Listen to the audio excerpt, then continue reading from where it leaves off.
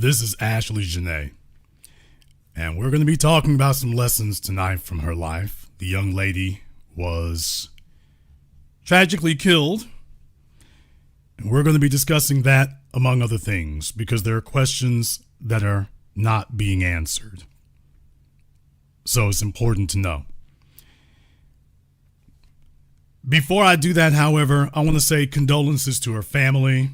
No matter what anybody might think or say, nobody expects for their child to go out somewhere and to just die.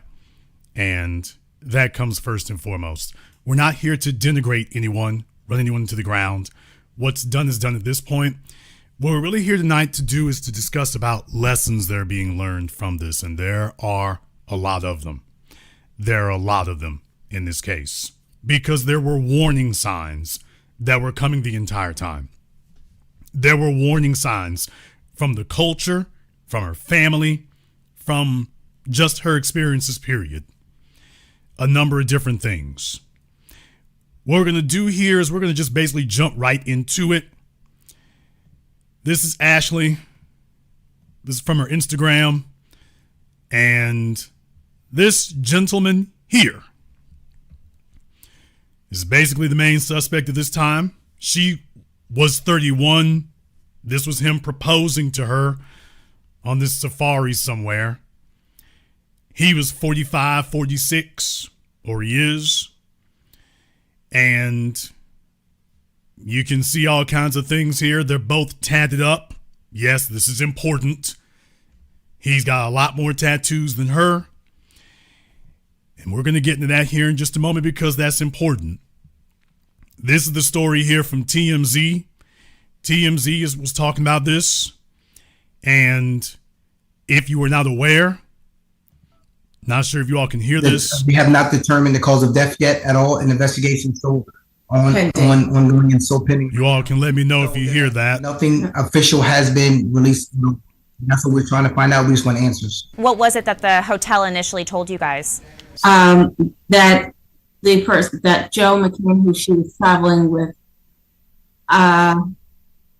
had the person she was traveling with, that he had found her and that they had taken her to the hospital. Okay. I'm going to just read through the story here because this goes a lot quicker. This goes a lot quicker. It says here that Ashlee Jenae's family tells us they've heard next to nothing from her fiance, Joe McCann, since her tragic death in Tanzania earlier this month. And they're looking to get their hands on surveillance video from the hotel where she was found unconscious. Ashlee's parents, Harry and Yolanda, I believe that's the two in the middle. Don't worry, we'll get to the folks on the end here in just a bit. All right, folks, thank you all very much. I want to make sure the audio is good, so we're good to go. Ashlee's parents, Harry and Yolanda, and their respective partners sat down with TMZ's Charlie Neff and told us about their communications with Joe, or lack thereof, in the wake of Ashlee's death. The family says Joe only reached out to them once, 11 hours after she was taken to the hospital, and her father says that's really strange. He says Joe assured them everything was fine, but Ashlee was ultimately pronounced dead at the hospital. Other than that, we're told Joe has remained radio silent. Ashlee and Joe were staying at a luxury resort in Tanzania, celebrating her 31st birthday, and they got engaged days before she died. Police say Ashlee and Joe were involved in a dispute before her death, and it was so serious that hotel staff stepped in and separated them into different rooms. And now her family wants to review surveillance footage from the property to put a timeline together. A local news report indicates police believe Ashlee died by suicide. But her family tells us she was a beacon of light and gave no indication she would ever harm herself. There's been no official ruling on the cause of death, and the family is still searching for answers, but it sounds like they won't be getting any from Joe. So yes, sir, folks. So this is Joe, and this was his piece of chocolate burning love. And the first trip to Tanzania was the last one. He had just proposed to her, and a little bit after that, she's dead. They got engaged days before she died, and that was the video that I was showing you there, where he's there. This is them in Tanzania. You see the date on it, and this is him proposing. And oh, she's all geeked out. Lessons to be learned here. Lessons to be learned.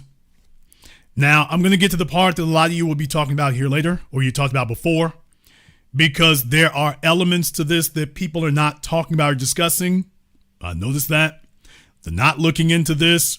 They're not doing their due diligence. But this is the place that does that. First off, what we're going to do is we're going to do a review of some things, and this will be important. While everyone else is out here giving you half information, we're not going to be doing that here. First and foremost, if you go to her Twitter, now this is the thing that a lot of folks jumped on first and foremost. When you look through her account for black men, you saw some of the stuff that was said there. Stuff just irritated me. So now remind you, this dates go back to 2014. So this would have been before she was 18 years old. Keep that in mind. So she just turned 31. Well, anything before 2013 would have been before she was 18, technically speaking, if the math lines up. So 2014, she had just turned 18 or so.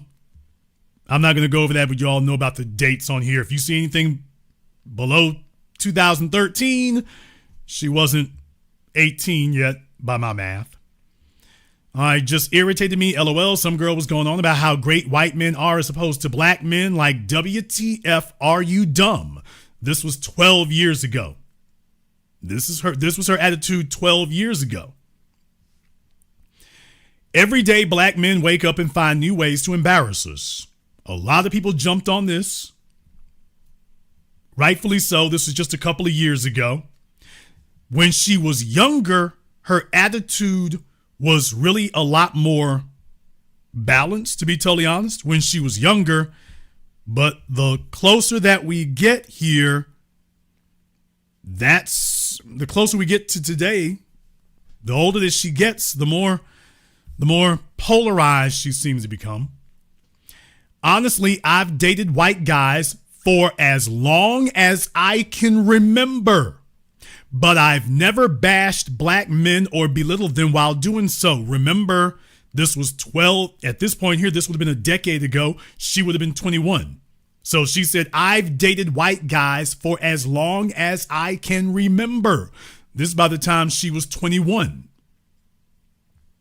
So if no one ever went over the math, folks, I'm going over it with you here tonight. But Dom, just because my boyfriend is white, this was the year before, so she would have been around 20, doesn't mean I think black men are ugly or degrade them on social networks. 2014, so we're getting even younger. Like, I hate when black men talk about all the reasons why they hate black women and how they can't date them and they so this or that. And I'm wondering, did that play a part in decisions like this? Because then she turns right around and tells you a couple years later that she's been dating white guys as long as she can remember, and yet she's very, very upset and unhappy and disturbed by what she claims black men think. Putting all the pieces together here, folks, not bits and pieces of it, all the pieces together. Black men are no better. I normally don't like dark-skinned, quote, I normally don't like dark-skinned girls, but you sexy chocolate girl, y'all are annoying. So she had a color complex. So very clearly here, she's demonstrating that she had a color complex. And there are no shortage of people in the dominant society who know about this and will take total advantage of it. So she had a color complex with black men. You do realize black men have freckles? Just Drake.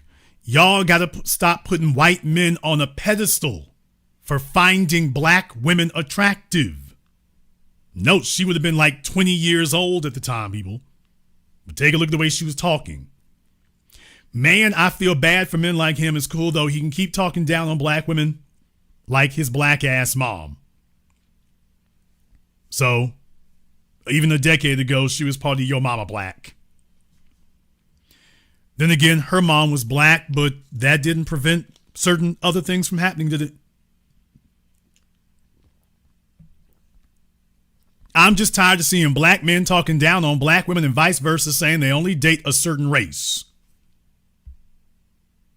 What?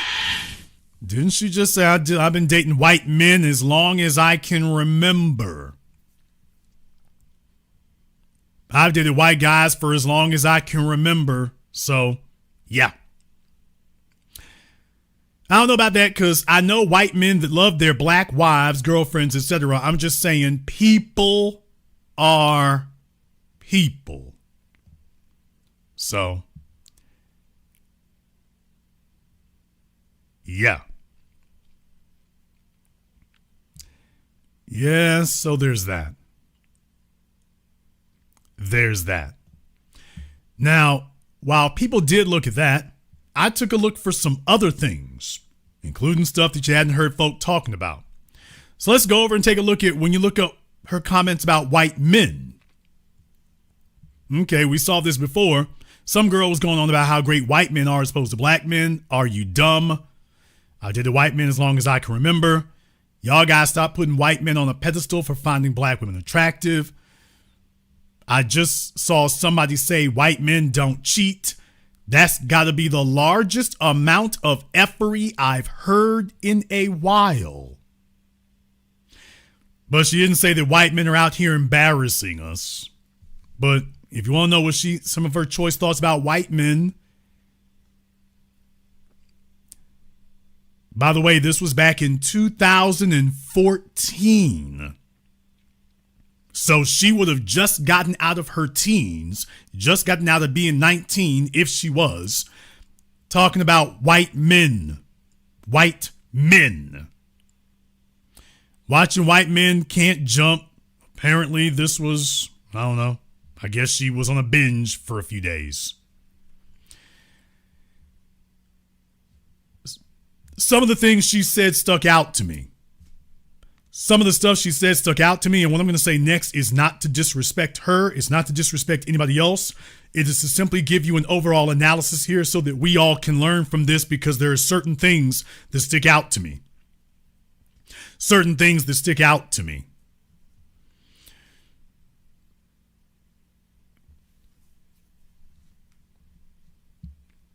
Before I do that, there's one more here. One more. Let me go ahead and do that right quick while I'm at it.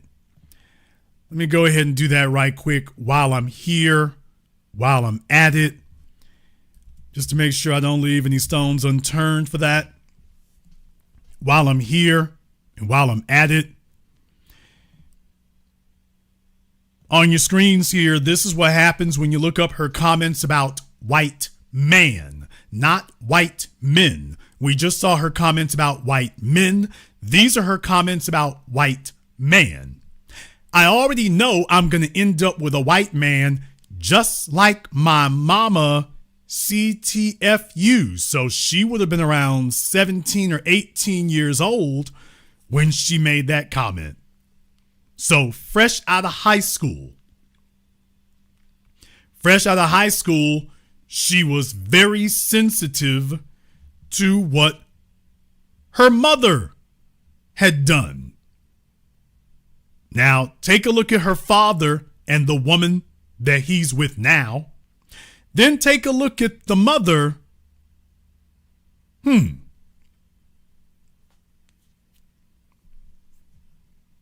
Take a look at the hair and everything, and then take a look at this chick over here. There's a certain type of style that white men like to see. They like to see a certain type of style on these females. Kind of got the sideshow bob haircut. No disrespect. But yeah, this all looks like it fits the profile. I already know I'm going to end up with a white man just like my mom. Some niggas, and this is crazy work, little girl, bashing black women be the same niggas calling me a traitor for dating a white man. This was over a decade ago. So her color complex was deep. I couldn't tell you how many times a black man has asked me, who hurt me for me to like a white man? Like, grow up. This was a decade ago. A decade.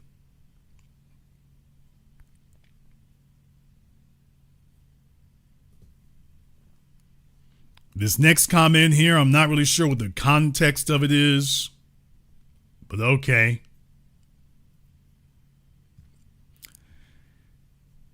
As long as it's genuine, any love between anyone, man, woman, transgender, what? Black, white, straight, gay, is beautiful. Did anybody show you all this? Oh, keep it in mind because we're going to come back to it.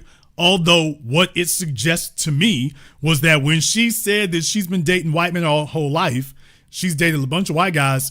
What that says to me is that she's had a lot of sexual experiences.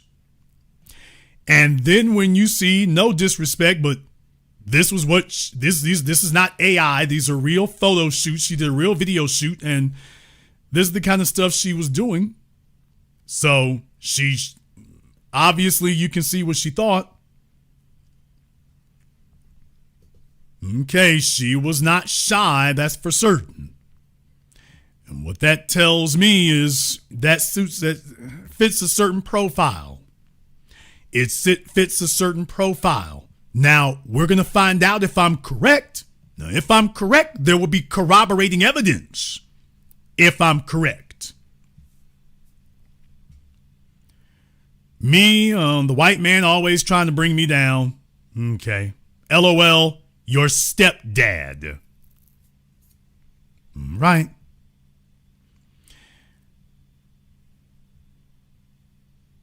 Like I really already know I'm going to end up marrying a white man. That was March 5th. This was July 1st. So March of 2013 and July of 2013, she was real focused on getting a white man. She was saying it from the very beginning.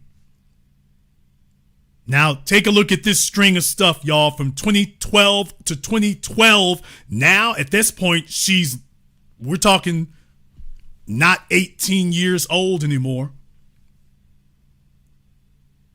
Like I already know I'm going to end up marrying a white man, 2013. I'm going to marry a white man just like Robin Thicke one day, 2013. 2012, LOL, I'm going to start calling white people the man of pale face. 2013, my mom is convinced I'm going to marry a white man. All throughout 2013, y'all, this was the year. So what was this, her last year in high school? Maybe second to last year in high school? And by that time, her mama let her know something. Yeah, why is it mama was the one talking real? You need to get you a white man. So I want you all to know where this came from. I'm not saying this.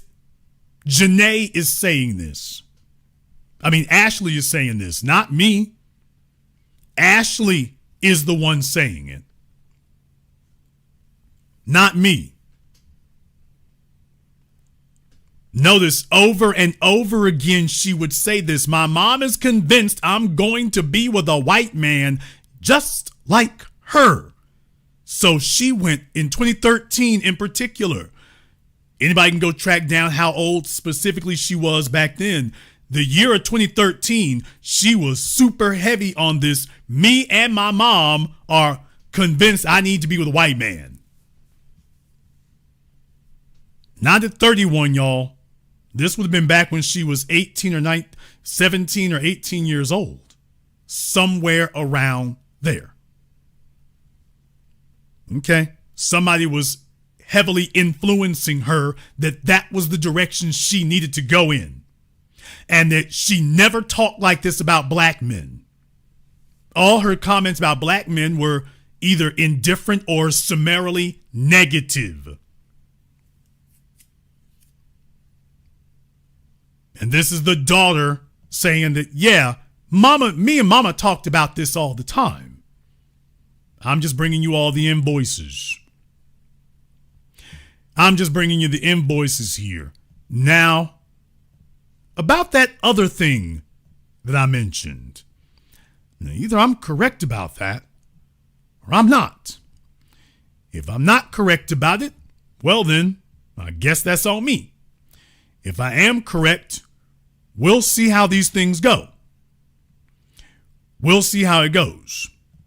So here's the next thing. Why don't we go ahead and take a trip to TikTok? Don't worry, we're going to come back to the fella here in a minute. But let's take a trip down memory lane to her TikTok.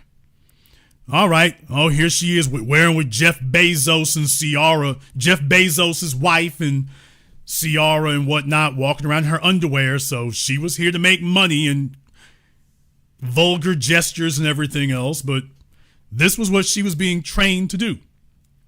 Oh, look, this is her. Yeah, there you go. Yeah, okay. She wants to make sure you see her implants, among other things. She wants to make sure you can see that. So, okay, she's letting you know she's open for business. She's letting you know. Wait a minute. Wait a minute. What's this right here? When she says, I don't like girls, but I like you. Alrighty then.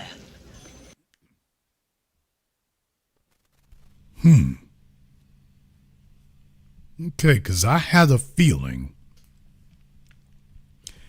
based on what I saw and based on the history, I had a feeling, because this kind of behavior is never just limited. When she made the comment about transsexuals and whatnot, yeah, that kind of comment is never limited.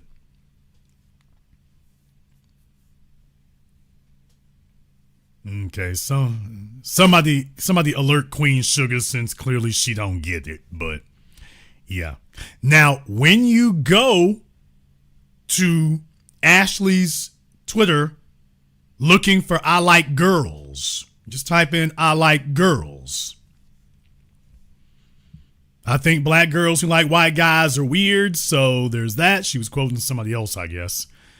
Okay. All right. I'm always someone's exception. I don't like black girls, but I like you. I don't like dark skins, but I like you. Like, no. I don't understand why girls be so mad, like it really kills them to give another girl a compliment. I'm just reading these so nobody can say that I was being partial.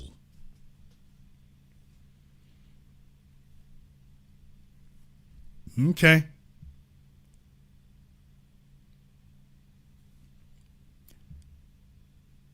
She doesn't like that kind of stuff there. All right. She's being catty. I hate when girls repost pictures like this with captions like me and my girls. Okay. I hate girls that do too much, like have all their boyfriends' passwords. Y'all not married. Where's the privacy? I swear the wackiest girls be like cockiest. This is a decade ago. Okay. Be taking girls on 200 dates. He really up, man. I gotta like him. All right, she's following some guy's example. We'll see. I hate girls that try too hard to act like they have their stuff together. Like, do you forget We know you off social networks. Okay. What? You know I don't even like girls to have girlfriends. Is she quoting him or is she giving her thoughts? I love following pretty girls with their stuff together. Like, yes, boo, get that degree, stack that money. I don't normally like black girls, but I like you is not a compliment. Okay, she might be talking about guys saying that. Okay, well, Jason hasn't proven anything so far. Wait for it. MRT is so, whatever that is. MLRT is so me. I hate when girls think because I follow, but I don't know them, I'm low-key being smart. Like, girl, I want to tell you how cute you are. I get to dress up for Halloween at my job. My boss' son say, girls be as slutty as you like. Okay. When she hits you with that, I don't like girls, but I like you. That was 2015. Back in 2015, she got killed when she was 31. 11 years ago, she would have been about 20, maybe 19. All the way back then, when she hits you with that, I don't like girls, but I like you. This was 2022, y'all.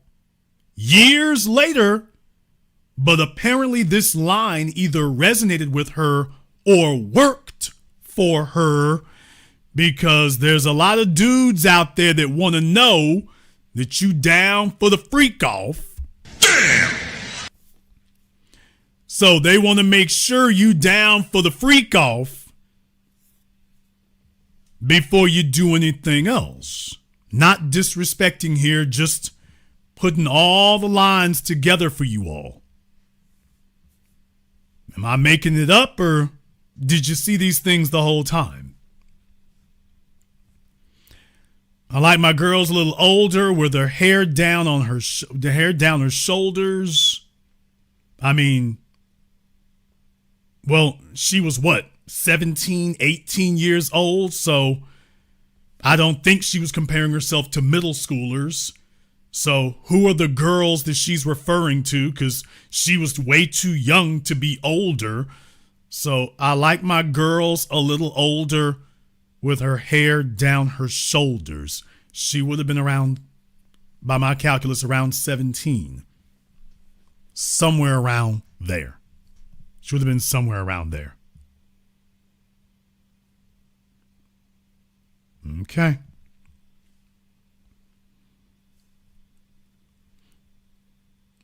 Are any of y'all into girls like I am?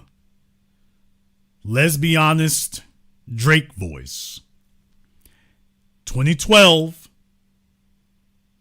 I like girls that like girls. 2012. Girls be like, I don't like her. I be like, who is she? 2014. I like girls that like girls. 2011. December of 2011. He said, I like girls that like girls. 2011. I'm going to stop there. I'm going to stop there. You want to know how you ended up here? You want to know how you ended up with a story like this? You want to know how you ended up with a story happening this way? You want to know how you ended up with a story unfolding this way? I submit to you all that this is the result of how she was raised, that she was groomed to go in a certain direction. And since way before chattel slavery, there have been a number of individuals from the dominant society looking for black females who have been programmed this way, because they know that you're easy prey. You've already been programmed to do so, and all they got to do is walk in. So you see, you're relying on that social stigma that he got something to lose. No, he's coming looking for something in particular. Want to read a story here. I want to read a story from Madame Noir. Nigga, what? No. I want to read a story, an article from Madame Noir. I need to do this right quick. Because there's some facts and things I want us to go ahead and get into here. There are some facts I want us to get into. And the writer of the article, is, well, you can go look her up for yourself. She's got hair. Her name is Siobhan Dixon, but she's a black female who has hair just like Ashlee's mother does. Want you all to see this article here. Rest in preference. Ashlee Jenae's death sparks conversations on black women's safety and sanity in dating. 27 reactions. No word about black men's, but okay. Okay. Details continue to emerge in the mysterious death of influencer and self-proclaimed divestor. What? Damn! Ashlee Jenae. So there it is right there. She hung her hat on social media as presenting herself as the face of declining and refusing black males specifically. So when you say you're a divestor, that means that you specifically reject black men, specifically them. You specifically are singling them out. Okay, now that we've covered that, we are not being cruel. We are not being mean. We are not being oppressive. We are not being persecutorial. This is a teaching moment with her and the last person she divested for. She made that a lifestyle. She thought she was stunting. And what I'm saying is that these people know dysfunctions among females like yourself. They know the dysfunction that you were raised in. And that's specifically the dysfunction they're looking for, because they know that you'll jump at the first opportunity. All he got to do is be white and you'll go for the rest. And he wasn't wrong. Now listen to what the article tells you all here. As new details emerge in the startling death of lifestyle influencer Ashlee Jenae, everyone from Cardi B to Joe Schmo has an opinion on this unsettling case. Born Ashley Robinson, the Miami-based influencer, was celebrating her 31st birthday with a luxurious trip to Tanzania. We're going to come back to that word luxurious here in just a few moments. Hang tight. We got a lot to cover. With her older white fiance, Joe McCann, 45, who she had been dating for about a year and a half, according to her parents. So in other words, 18 months later, she just met him 18 months ago and she's ready to get married. So who was it who thought this was a great idea? McCann surprised his girlfriend with a romantic proposal during a safari, complete with a rare albino lion. Ashlee shared the intimate moments with her 120,000 Instagram followers, painting a picture of a promising future full of love and leisure. As the attorney James Sexton said, people's social media is their highlight reel. It's their highlight reel. Reality is a bit different. Chapter 31, and I'm exactly where I need to be, she wrote on April 5th, not realizing she's only got days to live. However, just days after her dreamy birthday and engagement, look at how flowery the writer is painting this all up. The writer's only upset that things went the way they usually do. The trip turned into a nightmare when she was found unresponsive in her hotel room and then rushed to a local hospital. Ashlee died the following day on Friday, April 10th. McCann, a cryptocurrency dealer in the United States, reportedly told authorities she died by suicide, specifically by hanging in a wardrobe using cloth from her dress. Cryptocurrency dealer? You sure you don't mean trader? I mean, that would just simply mean, hey, he's one of the crypto bros. And that matters too, folks. That means he's new rich, or at least new money, or at least that's what he claims he is. Where's the investigation? He just claims that. I don't know what in the world a dealer is, but By the way, have we checked to see if he was all these things? Because I submit to you that that may have played a huge part in why this occurred. Earlier, the couple had an argument so intense that the staff at Zuri Zanzibar, the hotel they were staying at, had to intervene and separate them into different hotels, in different rooms. Local authorities were contacted because of concern about Ashlee's well-being, according to a report from TMZ. BBC reports that Zanzibar's North Unjuga police chief Benedict Mapajira said that the case was reported late last week at a nearby police station, and hotel staff raised the alarm over a guest suspected to be suicidal.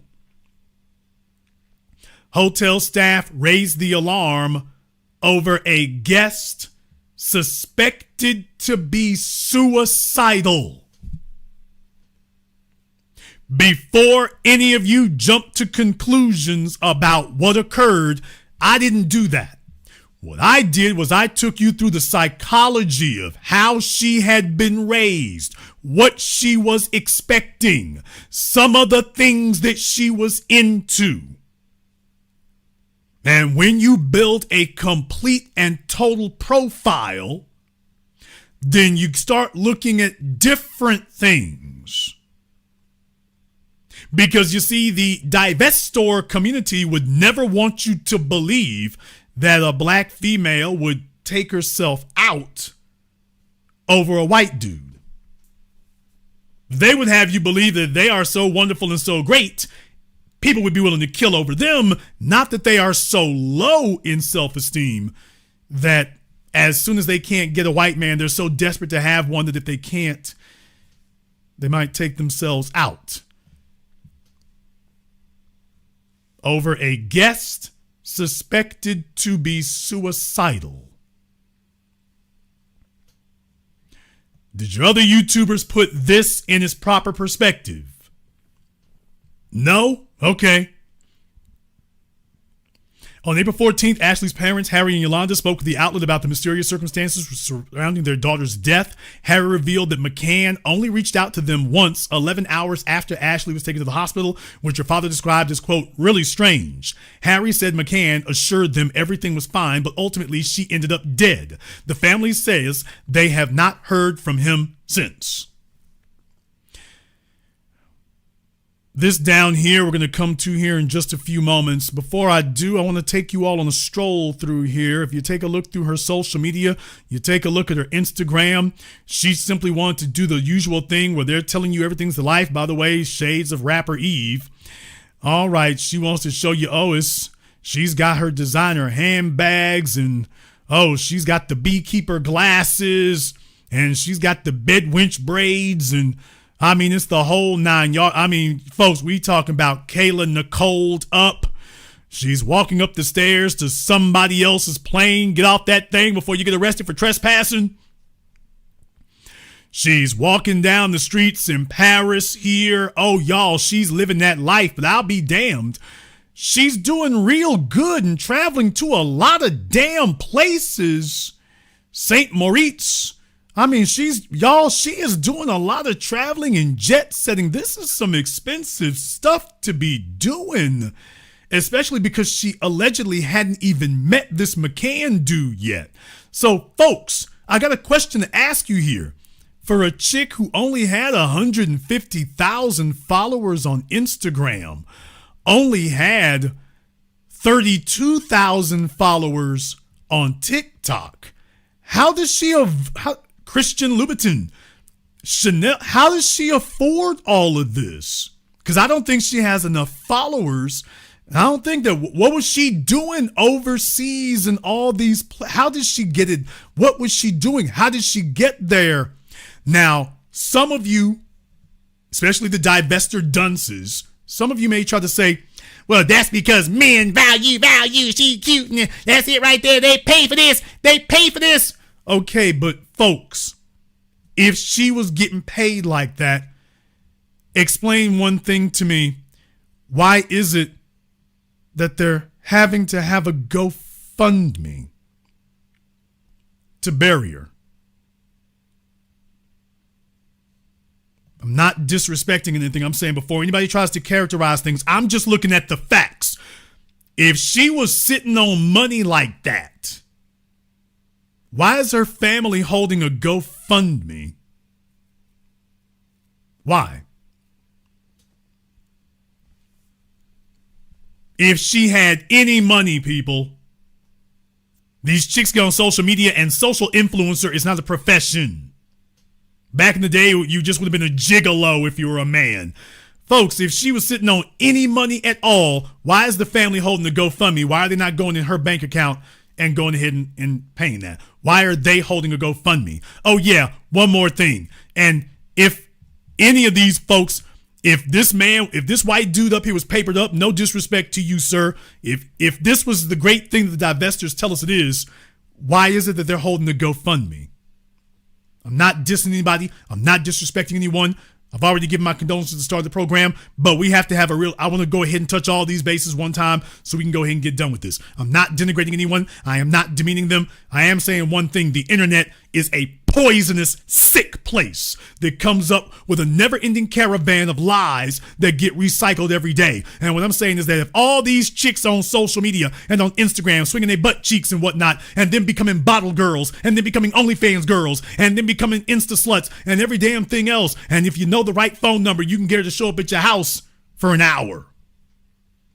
They ain't sitting on no money, y'all. It ain't never been that way. They don't make money and go to social media. They go to social media with the hopes of encountering a sponsor who's willing to drop everything off. And she made it clear to this fella that she was in business. And he knew what it was. He also knew what she did not have. And he saw what he needed to step right in. And he did.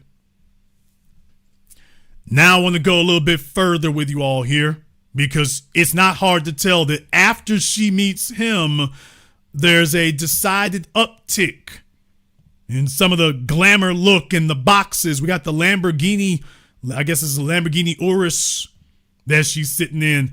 All of a sudden, this guy's got him some crypto money, which means he's new. His money is new. And he goes and grabs him a little prime piece of dark skin real estate.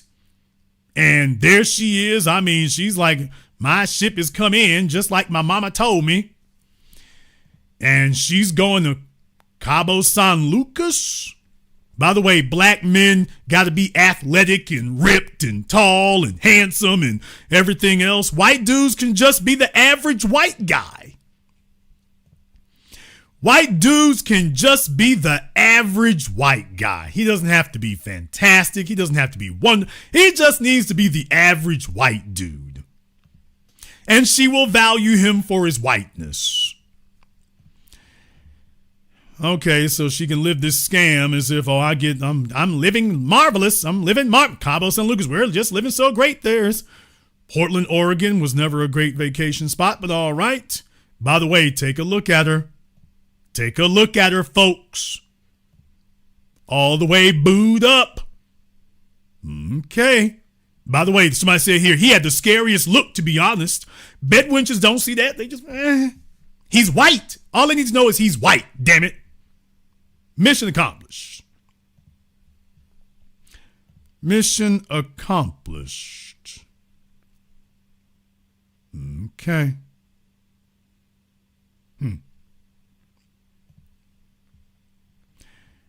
Oh, let's go down to New Orleans. Okay, so just all over the place. Oh, he's just dancing her around because she likes to be dazzled. And what I'm going to say is that we don't have all the facts yet. We don't have all the facts yet. And I don't know how skilled homicide investigators are in Tanzania. I don't know. What I will say is he's taking her to football games, basketball games. I'm talking about she's just going on vacations every damn where. And then finally he drops the ring. Okay. I wanted to submit something to you all here. This video right here in particular. Where should we go get tacos? Where? I don't know. So we're going to go to Cabo San Lucas to get tacos. I submit to you all that this man, he was doing a hell of a lot of spending. I mean, he was throwing around bags all over the place. He's in his mid-40s. He's ready to cash out. He's ready to cash out with a young chick who her looks are going to last longer than his. So he's ready to go ahead and bag out and cash out. And what I submit to you all is that somewhere along the line, she let him know she was in business and she gonna run it. I suspect that somewhere along the line, she let him know that she was in business and she was gonna run it, and he did not take to that very well. I submit to you that my suspicion is that's what's occurred. He spent a lot of money. Take a look at how long he had been spending it. I mean, she's all over the damn place. She's all over the place, globetrotting all on his dime because she's not paying for it. She's not paying for it. And nobody asked why it is that white women didn't want to deal with him. What? Oh, by the way, I can't leave that unsaid for Megyn Kelly. Megyn Ku Klux Kelly. By the way, Megyn Kelly, you're concerned about women getting killed, except you're only concerned about white ones. We all couldn't help but notice. Don't look now. Your Klan robes are showing, you and Bill O'Reilly and the rest of you white supremacist scum. But in any case, by the way, yeah, there's that. There's that. So I submit to you that he spent a bunch of money. And a man does not spend this kind of money without expecting something specific. Why, there she is in the Lamborghini on date night, showing just herself. Now, folks, we know that that's not her car. We know that's not her car, but she's on Lamborghini on date night. Yeah. Yeah, all of a sudden, she's got access to Lamborghini Uruses. They said met a year and a half ago, so that would be like 2024. Late 2024, so probably around November 2024. So anything after November 2024 was probably his dime. Anything after November 2024 was probably his dime. December 2024. Did I call it or did I call it?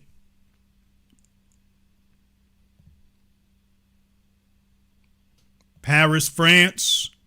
She's doing everything except showing him what that, folks, for those of us in this era, we know what this means. She's taking an expensive trip, getting flued out to Europe. She's showing all the accoutrements. Who's holding this camera right now? She's got all the accoutrements, but you know she isn't paying for it. So this was back during her flued out days with him. She did everything except show him. So that means they were in their flued out phase. He wasn't willing to claim her at the time, or she couldn't get him to claim her. She was scared to say this was a guy because if he disappears, everybody knows you got flued out and laid on. So yeah, this anything before November 2024. I don't guess my way through things, folks. It's data. Oh boy, refusing to show folks here. All right. At the restaurant and this, that, and the other, only showing herself. We all know this. Now, these are two female hands here. And yes, I did notice that before. Remember, she's there with another female. Or did he bring two females? Was she just in Paris with another female?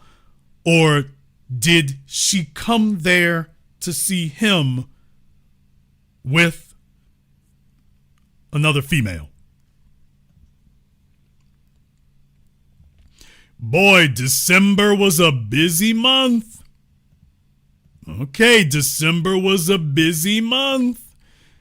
I'm just letting you know. Wow, St. Moritz, Paris, France. It was a busy month, and from these pictures, you would believe she was by herself. Black opium. Oh, man. Saint Laurent. Yes, sir. November to December was doing some heavy lifting. Hermes shoes. And all right, it was doing some heavy lifting. Montego Bay in Jamaica, St. Moritz, Paris, France. People, this dude was spending. He was spending big. He was spending big. Now, what do you think his expectations were? Now that I've shown the rest of you what the internet didn't look into because they have the attention span of a cockroach, now that you all have seen everything I just showed you here, what do you think his expectations were after spending all that? What do you think he was expecting the way for things to go? How do you think he was expecting it? What kind of behavior do you think he was expecting from her? What level of compliance and acquiescence and pleasantness and non-combativeness do you think he was expecting from her after you see how much he done dropped? And I'm talking about just over and over and over and over again. What do you think he was expecting? Like they got you feeling like, hey, if you want to go get tacos, we could go down the street. Then again, we could go to Mexico. Okay. What do you think this man thought he was going to receive for spending this?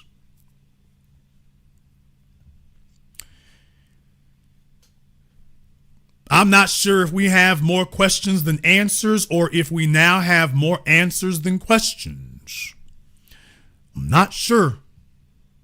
But what I do think is that when you go down the line and you take a look through things and you see what kind of life she was telling herself, this one right here, how can we ever explain this feeling to a man? And look what they were saying. You paid for this with your soul. It's not worth it. You always pay a cost. Folks, about you blaming her. Nobody's blaming anything. They're just counting things. All the divestors are over here mad because she may have done something to herself. They're hoping they can blame him. I'm not sure what occurred, but by the way, they don't want to just admit that she was a bad girl. She was out for the bag. She was looking for a sponsor, and she was doing whatever she had to do to go land a whale, and that he is going to pick up the tab for her living the lifestyle, and all she has to do is just remain cute, and he'll pick up the tab after that. And that by chasing this, that maybe, folks, is it possible that just maybe the real issue is that someone influenced her when she was young to tell her that get you a man who can afford you, and who taught her to be this relentless, shameless bag chaser, and that only a white man would do from the time she was in high school? Who was it who drilled into her head that she needed to be with a white man, and that she was a divester, and that only a white man would do? Who did that? Because I don't know. I'm not sure. I'm still trying to figure it out myself. I'm just wondering where she picked that up from.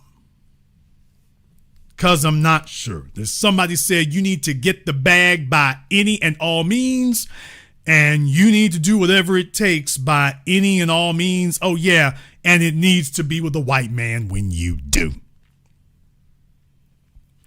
When you make this move, not only do you need to make it, but you need to be with a white man when you do. Could it be? Is it possible that this is a tragedy, if we call it that, a tragedy that is what? 13, maybe 15 years in the making, maybe more? Maybe more.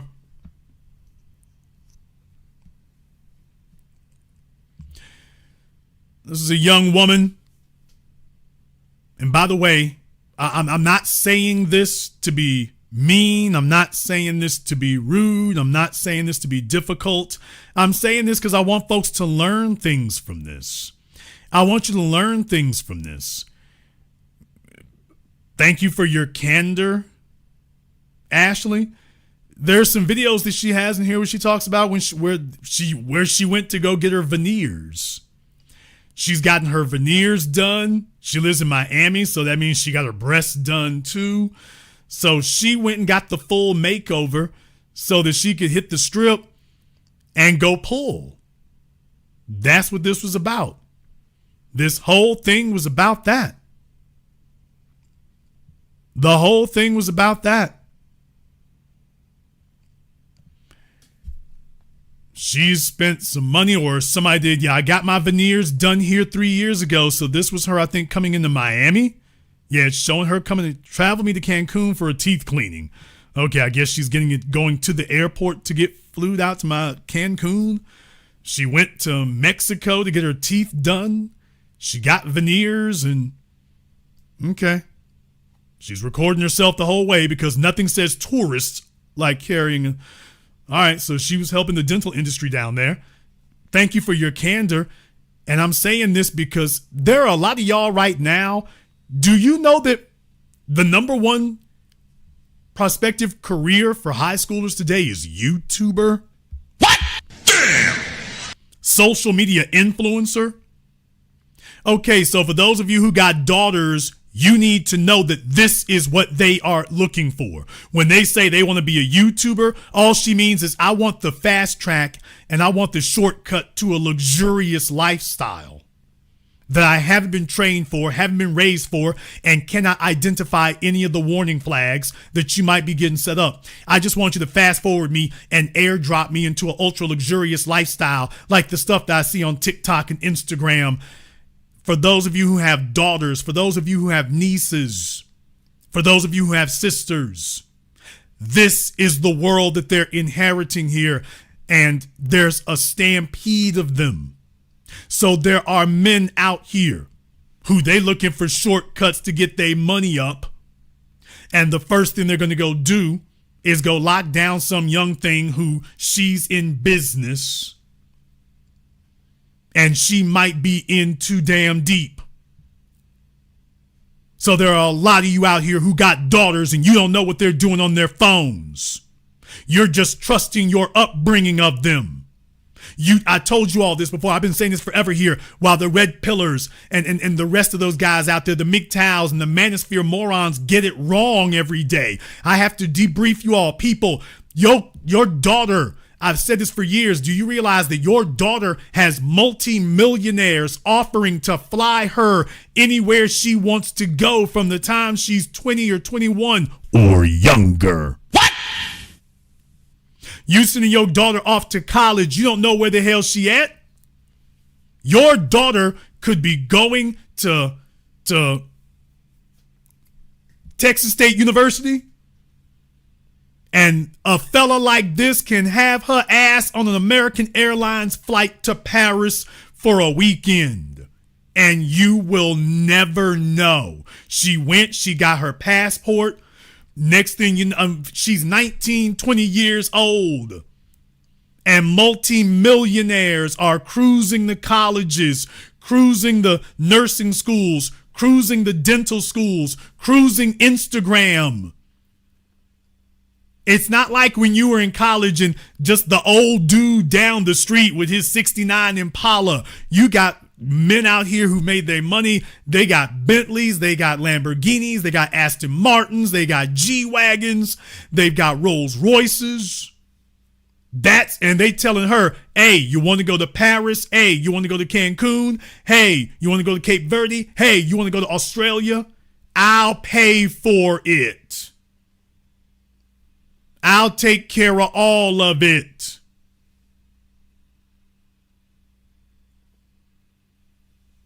If you've got females that you know in your family or not in your family and she's grown or of legal age, this is what they're being offered. And I'm going to just stop at legal age because we all know that There's a bunch of folks that doesn't stop them. But for the purpose of this nice conversation here, I'm going to stop it there. But for those of you who are parents or uncles or whatever, by the way, yeah, I'm going to stop the conversation at 18 years old. But yeah, there's plenty of folks out there that 18 is not where their floor is. Their floor is below that. And there's a bunch of girls. You remember back when we were kids, you started out being hot in the ass. There's a bunch of girls out there ready to test the waters and spread their wings. And they want it all and they want it now because they saw what their mama was chasing and couldn't get. But mama taught her to be the next one in training. And now you have a nonstop flood of 7-figure and 8-figure men who know that these chicks are more interested in styling on social media for a lifestyle. And for him, I want you all to understand something here. An international round trip ticket, if he's a frequent flyer, that's only like $1,200, which is not cheap. Don't get me wrong. But if he doesn't hold a regular day job that requires hours, that's nothing.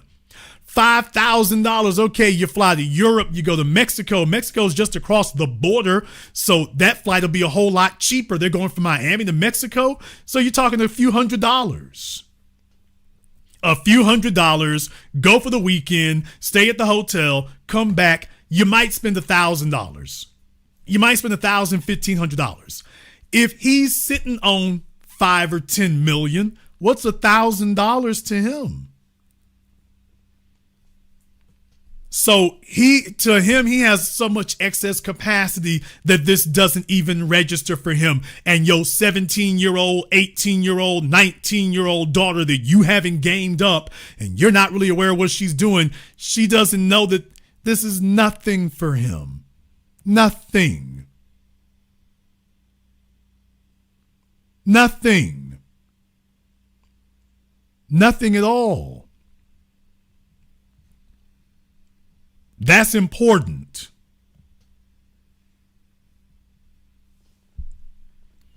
For those of you who just think this is somebody else's problem, this is somebody else's difficulty, this is somebody else's issue, that's where you have trouble at.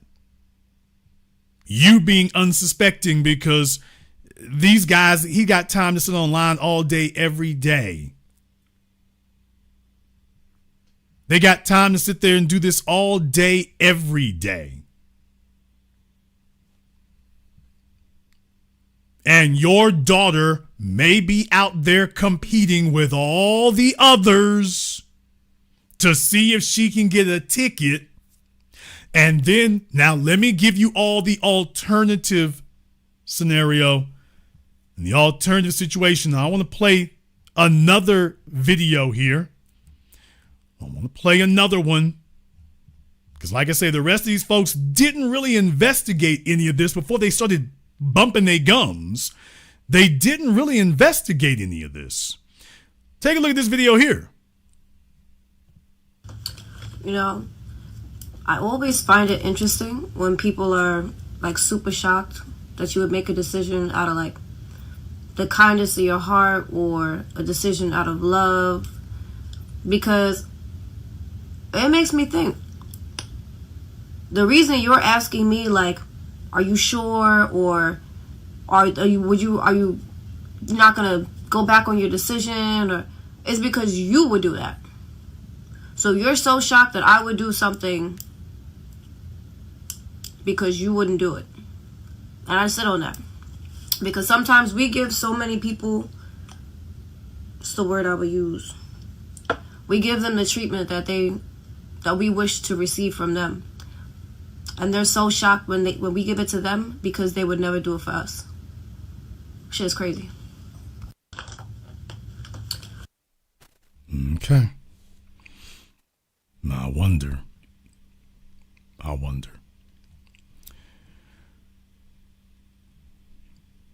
Come with me to visit UAE Resorts and Spa in West Palm. Oh, the EAU. Okay. Well, I'm thinking about UAE. come with me to visit EAU Resorts and Spa in West Palm. She's supposed to be worrying about being a resourceful individual who has some life skills, and all she wants to do is lay up and live a life of leisure that she hasn't earned, and that makes you easy prey. Folks teaching their daughters that the world's supposed to be a wonderland and a candy store, and all that does is make them easy prey. That's all it does. She's not worrying about building a life for herself and being a resourceful individual who's built some value. Let me just be cute and be a trophy wife, and all I need to do is buy Chanel bags and shoes. And that's a testament to the level of rearing that goes with the average quote unquote parent out here today. This could have been avoided. I will submit to you all that with the information you now have, that this could have been avoided. And now, before I move on to the next subject here, what I want to do is I want to go ahead and tell you there's an alternative scenario here, folks. There's an alternative scenario. What if this guy didn't do nothing to her? What if he didn't do anything? What if they got down there and after he proposed to her, a few days later, he doesn't like the attitude he's getting, and then he's like, maybe this isn't such a good idea after all. How about we go ahead and leave, and when we get back to the States, you just go hump it however you do it.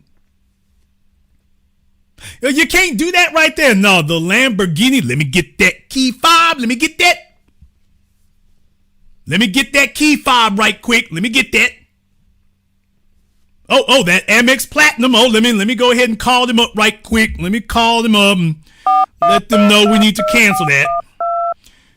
Let me go ahead and call American Express and let them know that ain't gonna be no more of that. And I think Christian will take the shoes back. I think he'll take them red bottoms back. I think I can go take them back for a refund. I think they'll let me return them.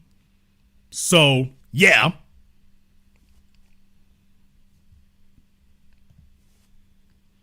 Your next trip to Cabo San Lucas, you'll be paying for it yourself because, my frequent flyer miles, I can get anybody on that. And she was telling herself she had him wrapped around her finger, and that wasn't what it was. He requests to have a different hotel room from hers. The only thing that's kind of unusual is that he didn't leave the hotel for whatever reason. But he's like, okay, well, I'm sticking around. I'm just not going to be sticking around with you. Things like that.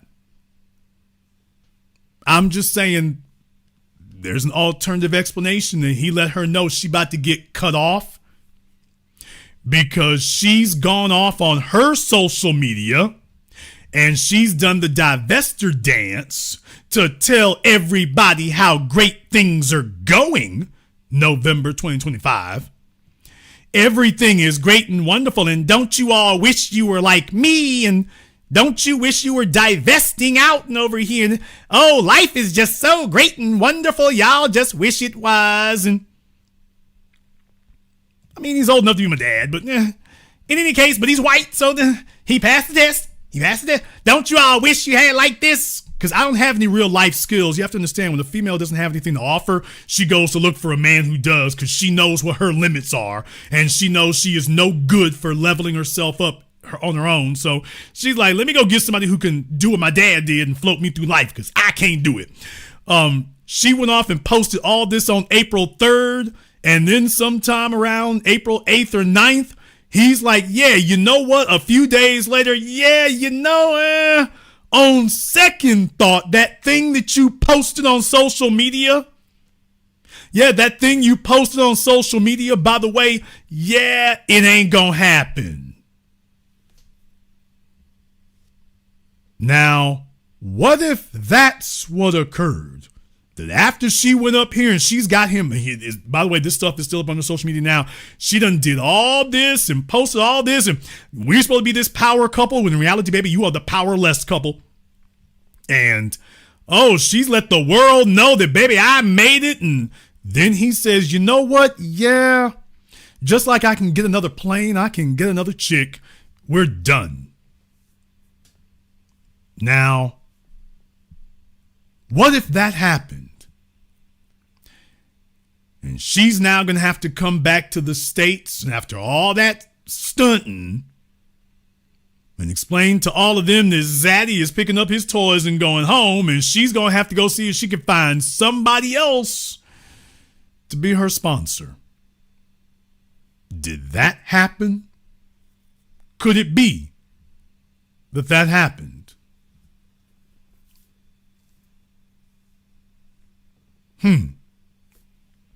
I'm just saying that before anybody jumps to conclusions, run through the alternative scenario. Run through that one. And let the evidence take us wherever it may. A lot of life lessons to learn here. A lot of life lessons to learn in this regard. And I hope that people will learn them. While we're doing that, next up, guess who is back? Oh my God, bro. Oh, hell no, man. That's right, y'all. Jada Pinkett Smith. Because the only thing that anybody talks to her about is Will Smith. And she knows nobody pays attention to her outside of Will. So Jada is back, everyone.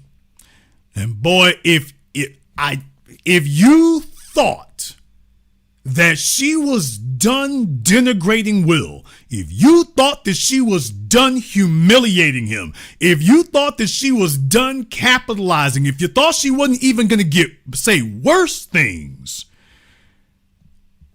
man, she's here to let y'all know, oh, no. Just like when she got his face talking about, tell everybody about how great things are going, about therapy, how we're doing so much better now. He's like, hey, don't just shove a camera in my face. My social media is my bread and butter. Oh, she pulls another one. Only now she's got an audience of other ridiculous henpecked chicks. She's got an audience of them now. She has an audience, and boy, I'm going to let this play through the first time, and then we'll come back and cover it. Everything came out, and I was like, oh, I got to take myself to the table. Now, mind you, Will and I were not together. We hadn't been together. 2016. And I decided I'm going to take myself to the table. Will says, I want to come to the table with you. And I was really surprised, and I was like, wow. He's like, I don't want you to be at the table by yourself. I want to support you. And so I was like, oh, okay. So he comes to the table, and I try to just, and this is a really complex moment. We come to the table, and Will's not ready. He's not ready. And he's kind of backtracking. And he's going through this motion. And I'm like, so I'm like, well, I'm going to have to speak my truth. But I'm also going to protect you. So if I got to look like the adulterous wife to make sure you're good, I'm going to do it. Y'all. So, and that wasn't the case. But I wanted him to be okay. Now, also in that moment, two things. As I'm moving forward, I'm also moving backwards. Because of what I realized at that moment, I got in my martyrdom bag. And what that is for me is, I hadn't quite learned how to love myself and not leave Will on the side of the road. And I hadn't learned how to love Will and not leave myself on the side of the road. And in that moment, because I felt so bad that he was in this situation, I decided I'm going to love you, Will, and I'm going to leave myself at the side of the road.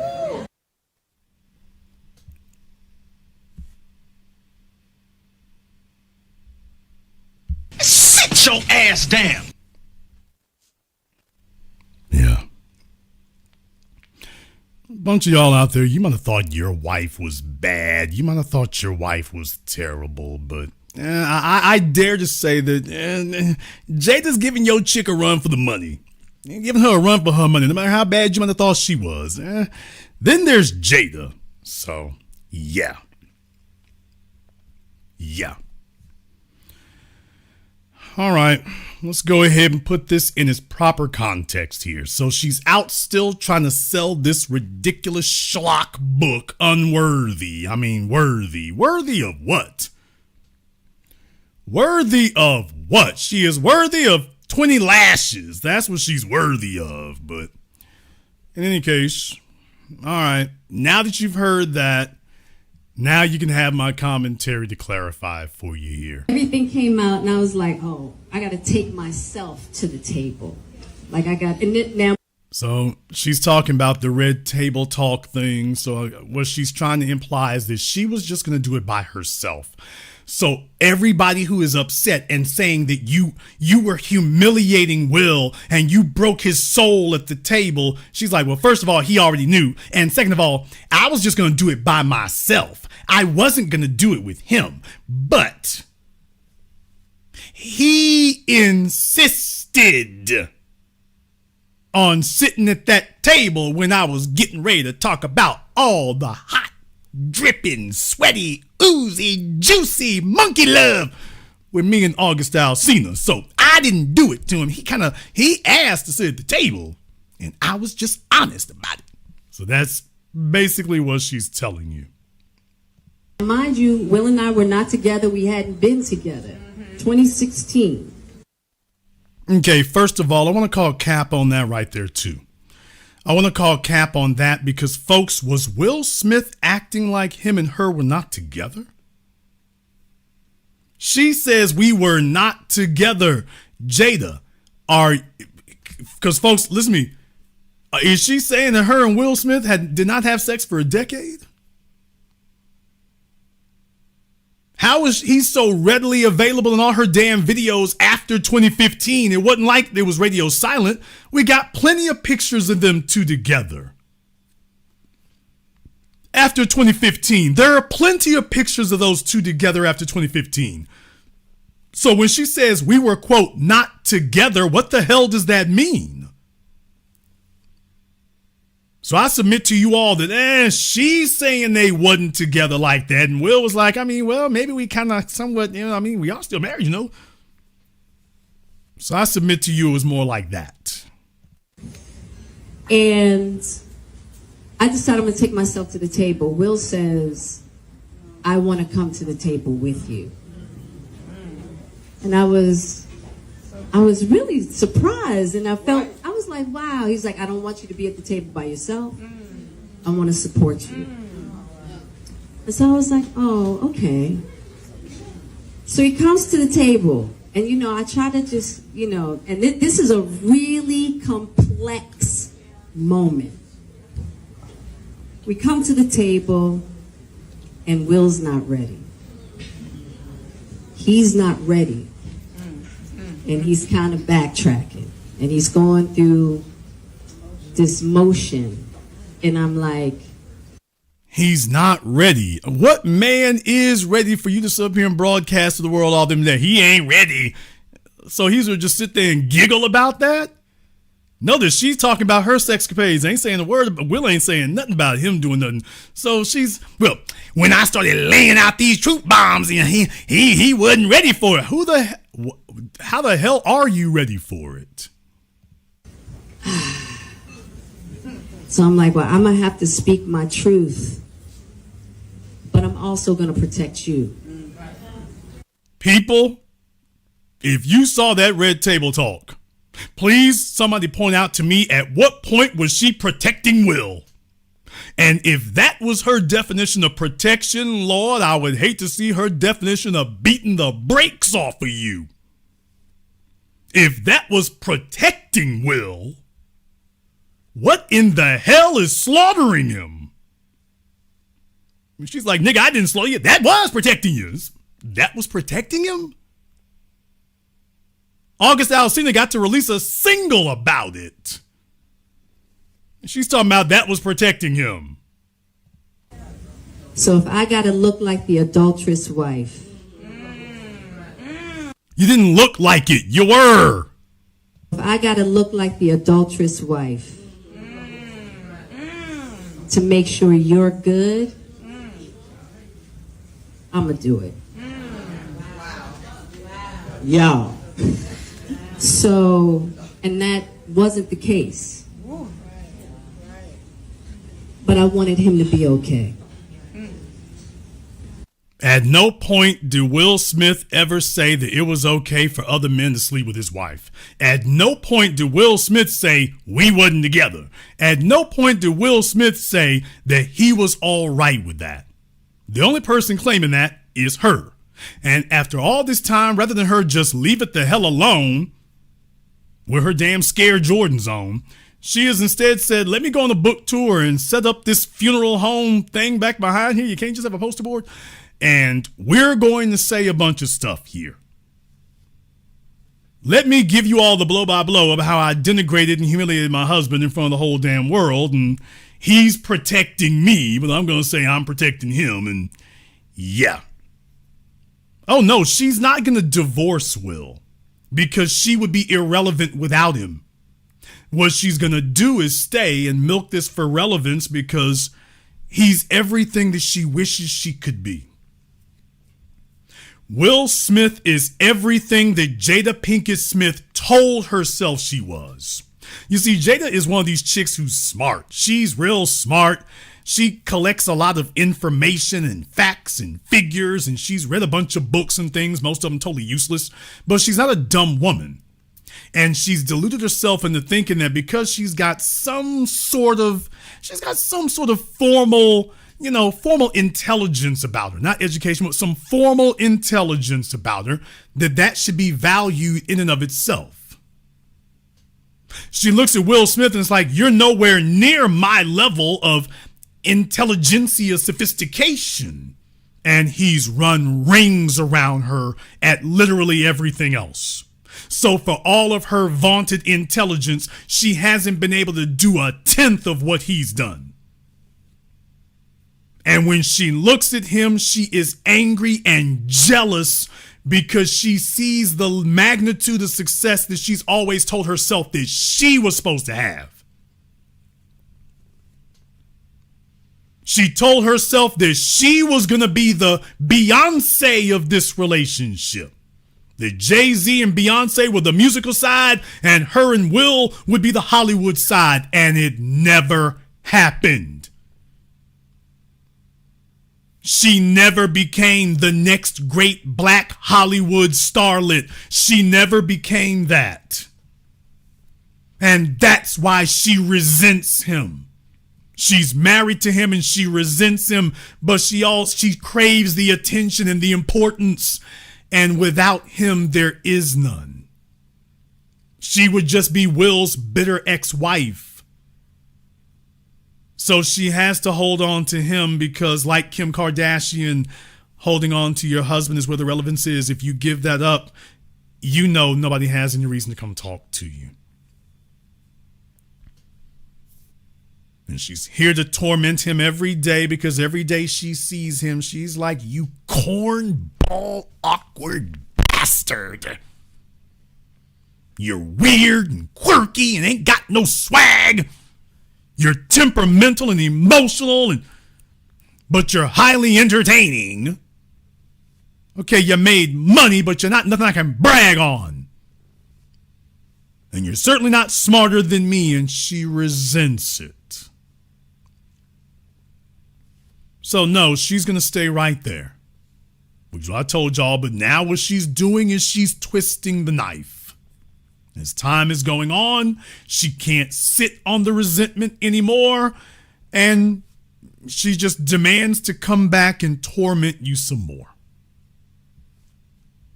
As far as she's concerned, okay, if I gotta stay here, then we're both gonna be equally tormented and miserable. And that means eventually I'm gonna have to come out and destroy your image to let everybody know you're not as great as they think you are. You're not that great. You're not that fantastic. You're not as great as people think you are. They like you so much, but I know the real you. You're not as great as you try to act like you are. And the campaign goes on. Now, also in that moment, two things. As I'm moving forward, I'm also moving backwards. Because of what I realized at that moment, I got in my martyrdom bag. And what that is for me is, I hadn't quite learned how to love myself and not leave Will on the side of the road. And I hadn't learned how to love Will and not leave myself on the side of the road.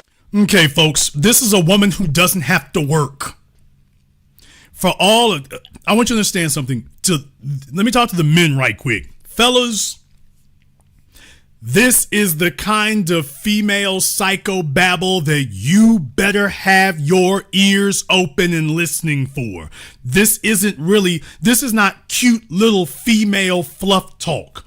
When females speak in these kinds of terms, these really kind of spacey, way out Oprah Winfrey, esoterical nonsense terms, it means something.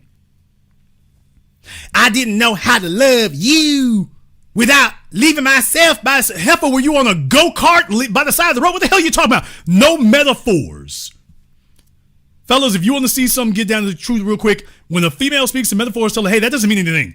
Don't use metaphors. Tell me exactly what you mean, because we were not on the side of the freeway. What the hell does that mean? No metaphors. And what you'll find out is they're just going, well, I just don't feel right. I just don't feel happy. I mean, you're happy, but I'm not happy. I don't feel happy. And every time I have to make you feel happy, I feel like I'm neglecting myself. Neglecting yourself how? You don't work. You don't have a commute. There are no children for you to take care of anymore. It's just you and the damn housekeepers around this mansion I bought you. You have no responsibilities. You have been alleviated of everything. And do you all understand that I am articulating exactly what the problem is? What? Did you all see with everything I just said? You think those are all good things. Do you realize? Do you see what I just articulated? She has a completely idle life. And what is the devil's workshop?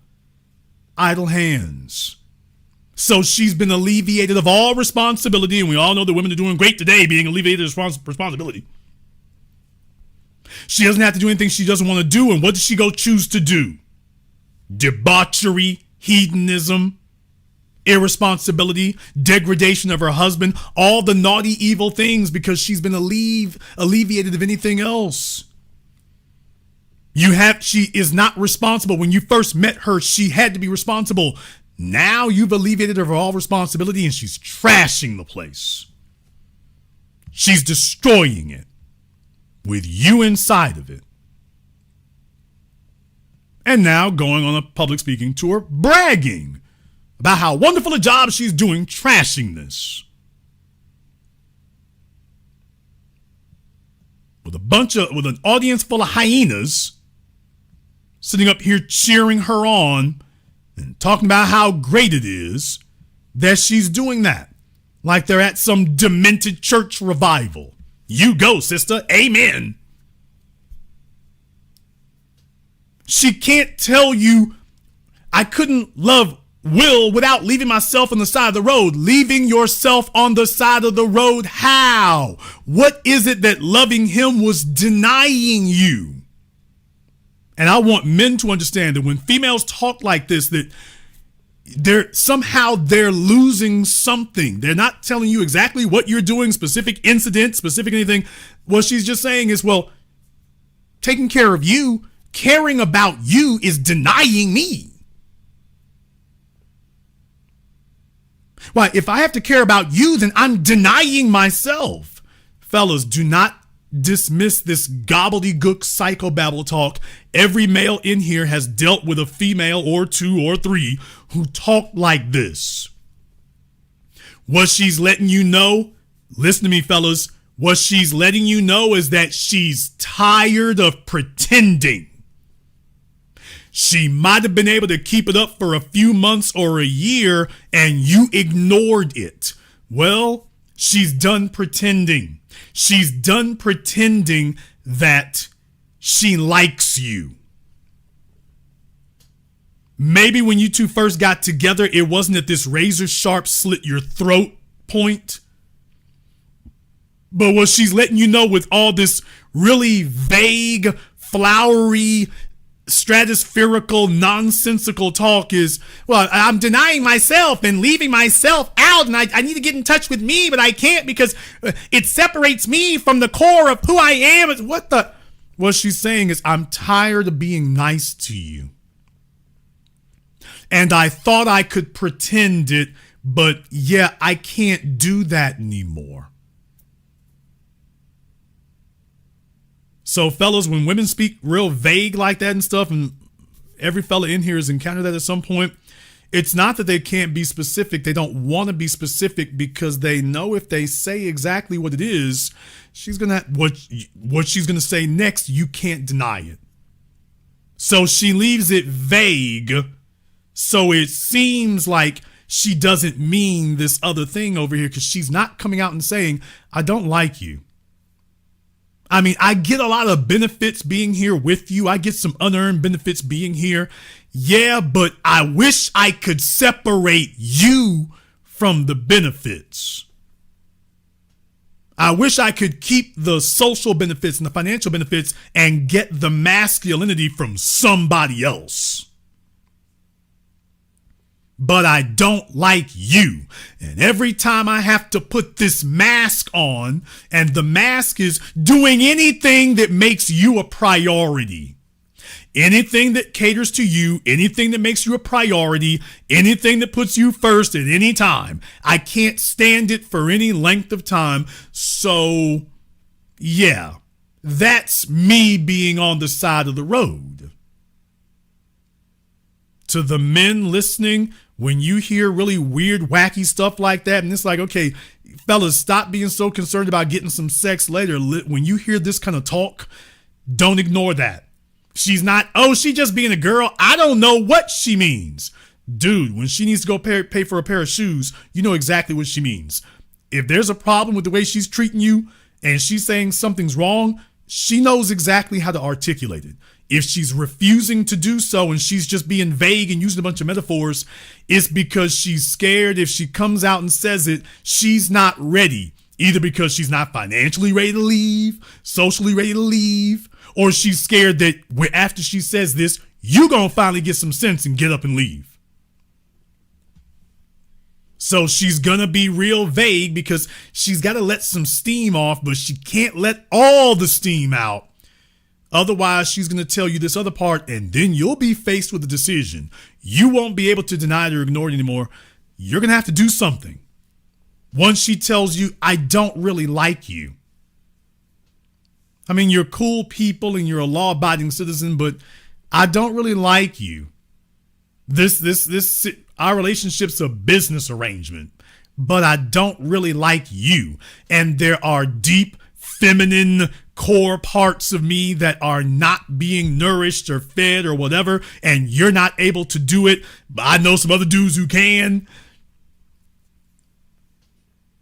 And so every time I have to use you as my source of whatever gratification she's looking for, you're not enough. So when I have to prioritize you, I get left on the side of the road. But when I get together with August, when I prioritize myself,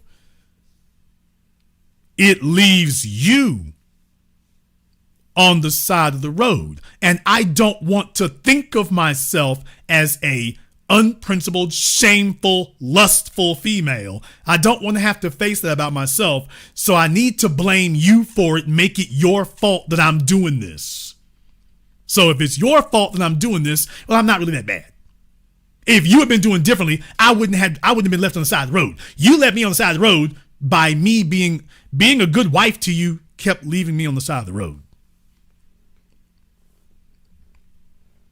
So the biggest advice I can give to males today is when you start hearing the gobbledygook talk, stop them and say, no metaphors. Explain it without using any metaphors. No side of the road, as in whatnot. What are you describing as side of the road? Well, it's just me, myself. Okay, you're not being specific. And if they refuse to be specific, fellas, it's not because they don't know how to explain it.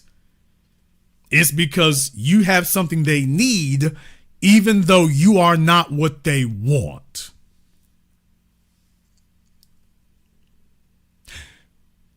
Tupac used to talk the same way. And deal with it, nigga. To all the teeny boppers and whatnot, I was a teenager in the 90s. Nigga, I was there all the way from Digital Underground, same song, I Get Around. I'm talking about that album, I Get Around. All y'all death row, all the teeny boppers of today who are going back and listening to throwback albums of Tupac. For those of us who were there, we remember the interviews that Tupac gave. Tupac talked the same way.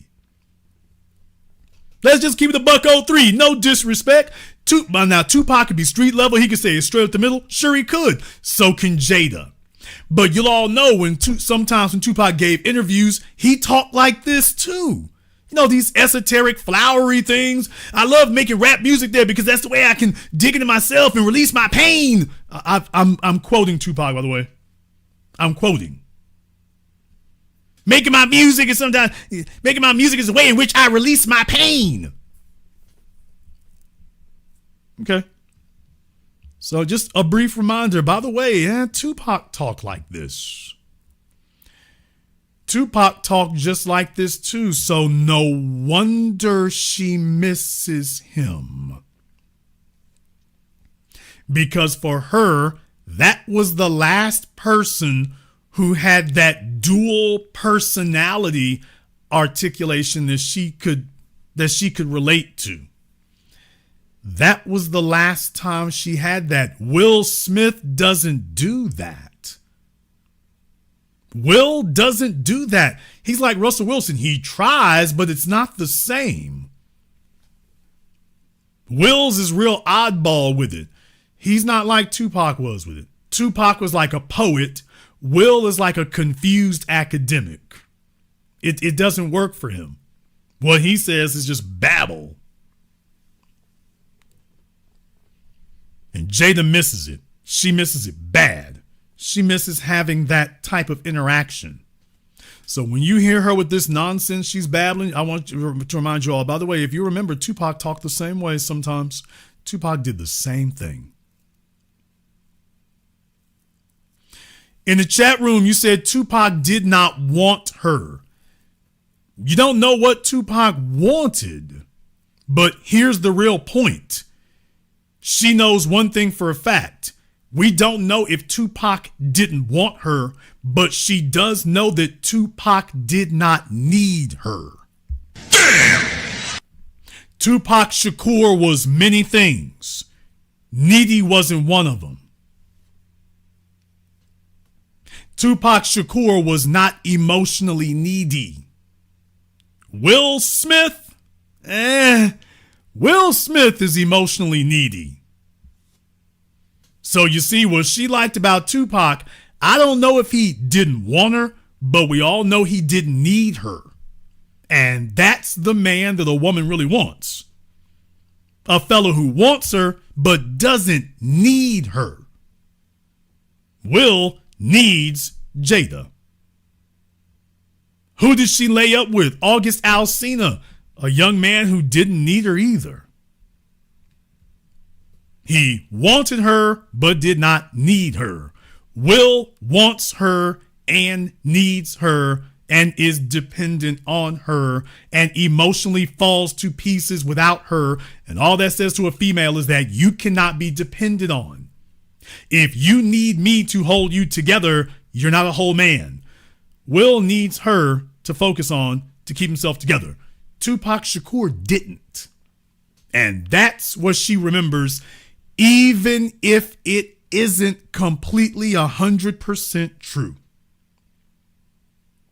Her nostalgia has created a idealized image of Tupac Shakur, and she's going off that. But if you think about it for a few moments, even if it didn't happen, that's the way she remembers him. And that's why she remembers him the way she does. And in that moment, because I felt so bad that he was in this situation,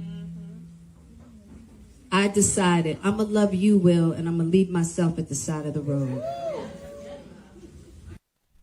Does anybody think that Jada Pinkett has ever stopped loving herself and focusing on herself and being obsessed with herself for even a few minutes?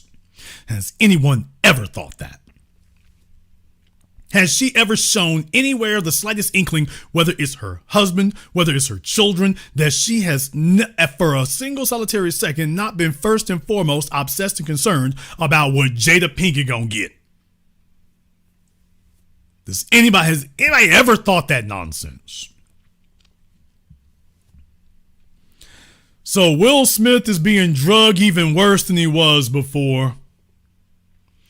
She hasn't backed off emasculating him. She's doubling down. She's doubling down, and she's got a whole group of hyenas in there, all 5 or 6 of them, to buy her schlock comic book that she calls a biography or something. I don't know what the hell it is. But she's gone off and done that, and yeah, that's what they're doing. That's what they're doing. And is there anybody who thinks that that's not the case? Is there anyone who thinks that she is not first and foremost concerned about her? She would have you all believe she's looking out for everybody else. Of course, because there's a bunch of females out there who hate the men that they're with because the men are overachieving and beyond them, and it reminds them that their narcissistic idea of how valuable and important they are is just that, baby, you're dreaming. Jada Pinkett is what happens when a successful man has a female who resents him.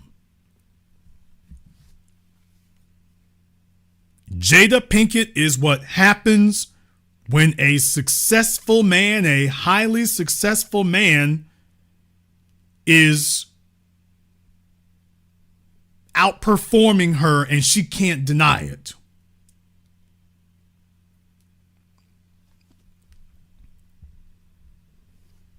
And Jada Pinkett is what happens. I need the men in here to understand when you got a female that she resents you because she's a big head hoe telling herself that she's so smart, and every time you show up, it reminds her that she's not. You want a female who respects and admires your intelligence, not one who sees herself as in competition against your intelligence. That she's here to be the co-pilot.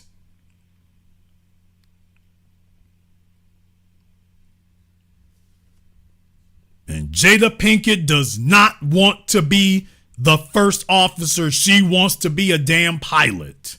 Even though she can't do nothing with the plane but crash it, she still wants to be that. No matter what. That's her priority is, by the way, go ahead and make me the star. I want to be the most important thing, even though I'm incapable of doing it. Make me the most important thing anyway. Let's just do that anyway. And at a certain point here, when do you just say, you know what? Enough is a damn enough. No, Will is going to sit there because, folks, the bottom line of this tragedy that is the life of Will Smith is he's a slave to nostalgia too, and probably some mommy issues in there. And Will Smith would rather be, quote unquote, with Jada, trashing him every day for the rest of his life, than to have to figure out how he's going to emotionally cope without her.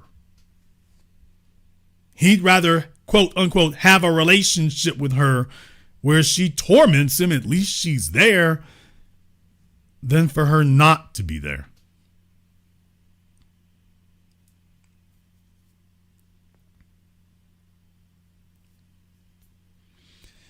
That's how he is doing things now. That's how he's doing things now. And a lot of fellas here need to be watchful because your chick might not be a Hollywood starlet or anything. She might not be. She might not be, but fellas, you better be aware of it. You better be aware of it because these people right here, when she's milking the hell out of him, she's running the damn table and you sitting up here asking yourselves, why doesn't he just leave? Why doesn't she leave? It is so obvious that she's not happy. She just lives to torment him. And I'm like, that's why she's there. She enjoys this part of it. This is the part she's there for. She's there for the part where, okay, now where do I get to torment him again? And every time she starts feeling bad about herself and deficient about herself, and that is often, and she just comes back and says, okay, let me show you how important I am. I am so important that this guy that you all think is that fella, take a look at him. You all bow to him, but he bows to me. You all bow to him, but he bows to me. That's what happens.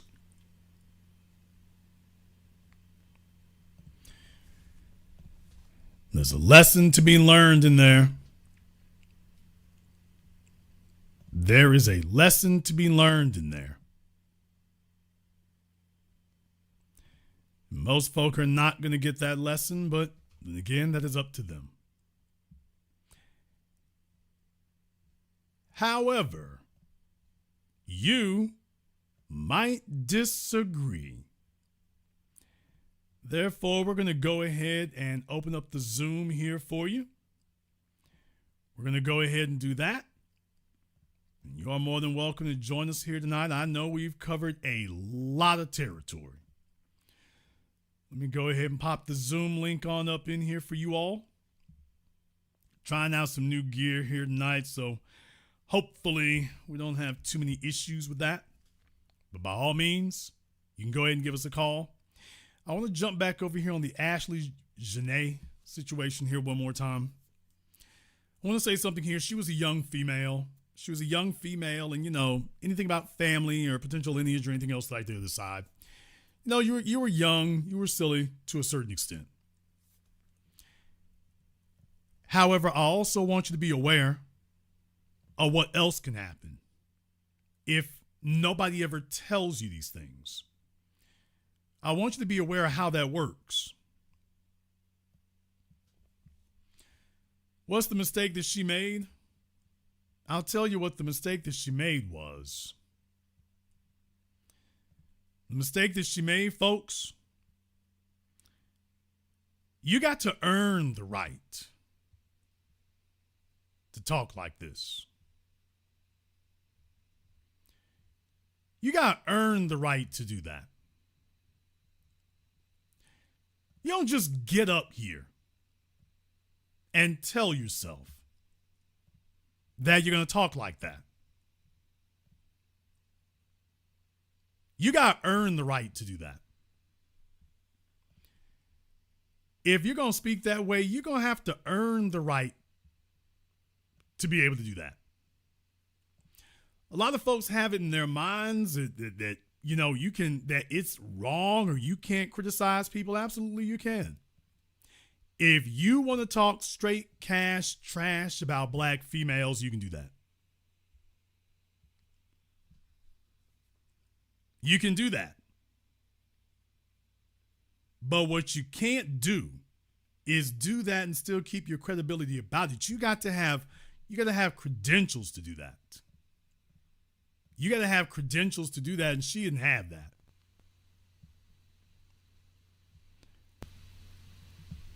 She didn't have any credentials to be able to speak like that in the first place. That's what went wrong there. The folks she was with were giving her the "we are the world" talk. That's what they gave her. They gave her the "we are the world" talk. That's what went wrong. They gave her the "we are the world" speech. And what I'm telling you is that the way she interpreted that was that male, female, hermaphrodite, whoever come up, as long as they got the bag, she's open for it. And the post-mortem here is that I want you to remember that you got to earn the right to be able to do that. At what point did she earn that? When did she demonstrate that she had the credentials and had the standing to speak like that?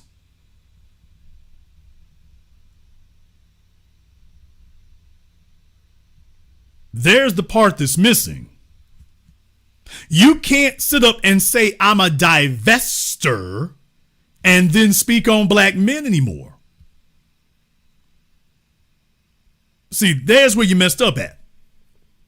Once you start the divester talk, black men are supposed to leave your damn vocabulary.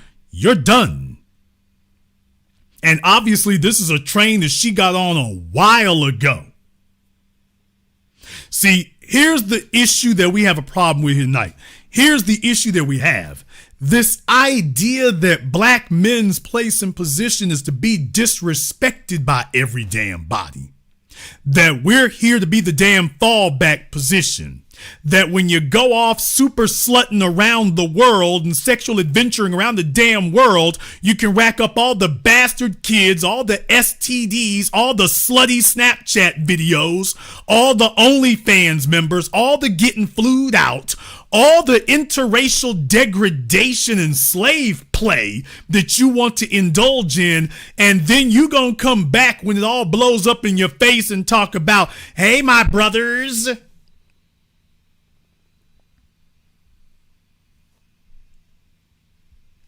There's the problem. That right there in the chat room, Tasha, so glad you said that. We need Tasha to give us a call up on Zoom. You got questions about tonight's program?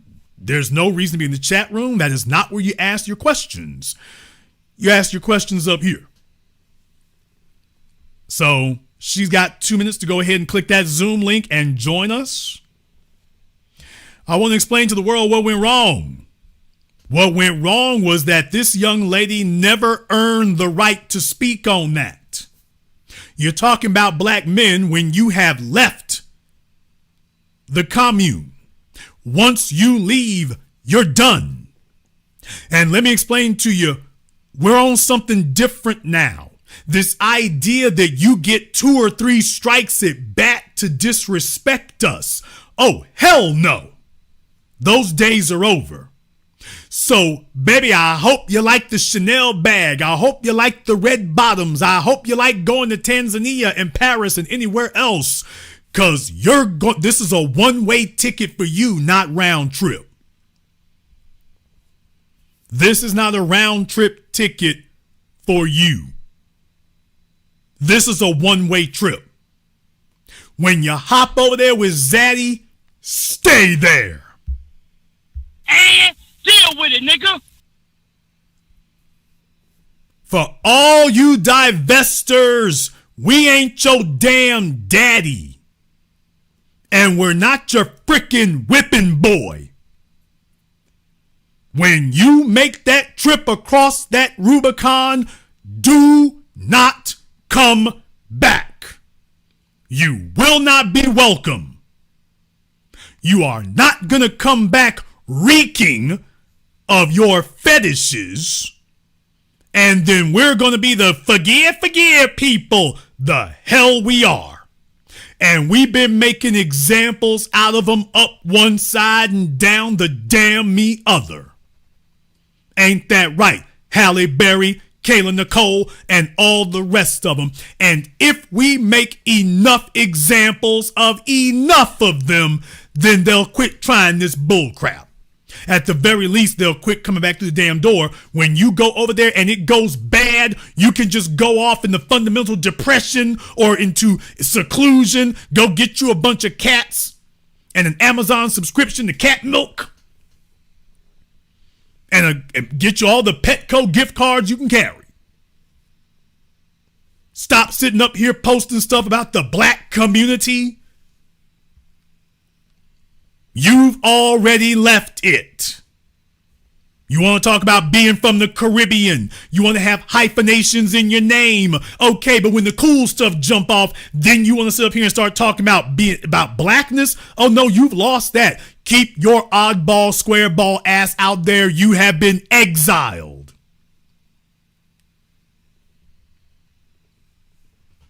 What kind of insult is that? That in this day and age, you think black men are just so down for options and so devoid of self-respect that this is what you can do. You better hope it works out for you, because you're gonna need it to, because you ain't got a black community to come back to. There needs to be somebody everywhere. One of these divestors, one of these hyphenated names people, one of these hyphenated geographic location people.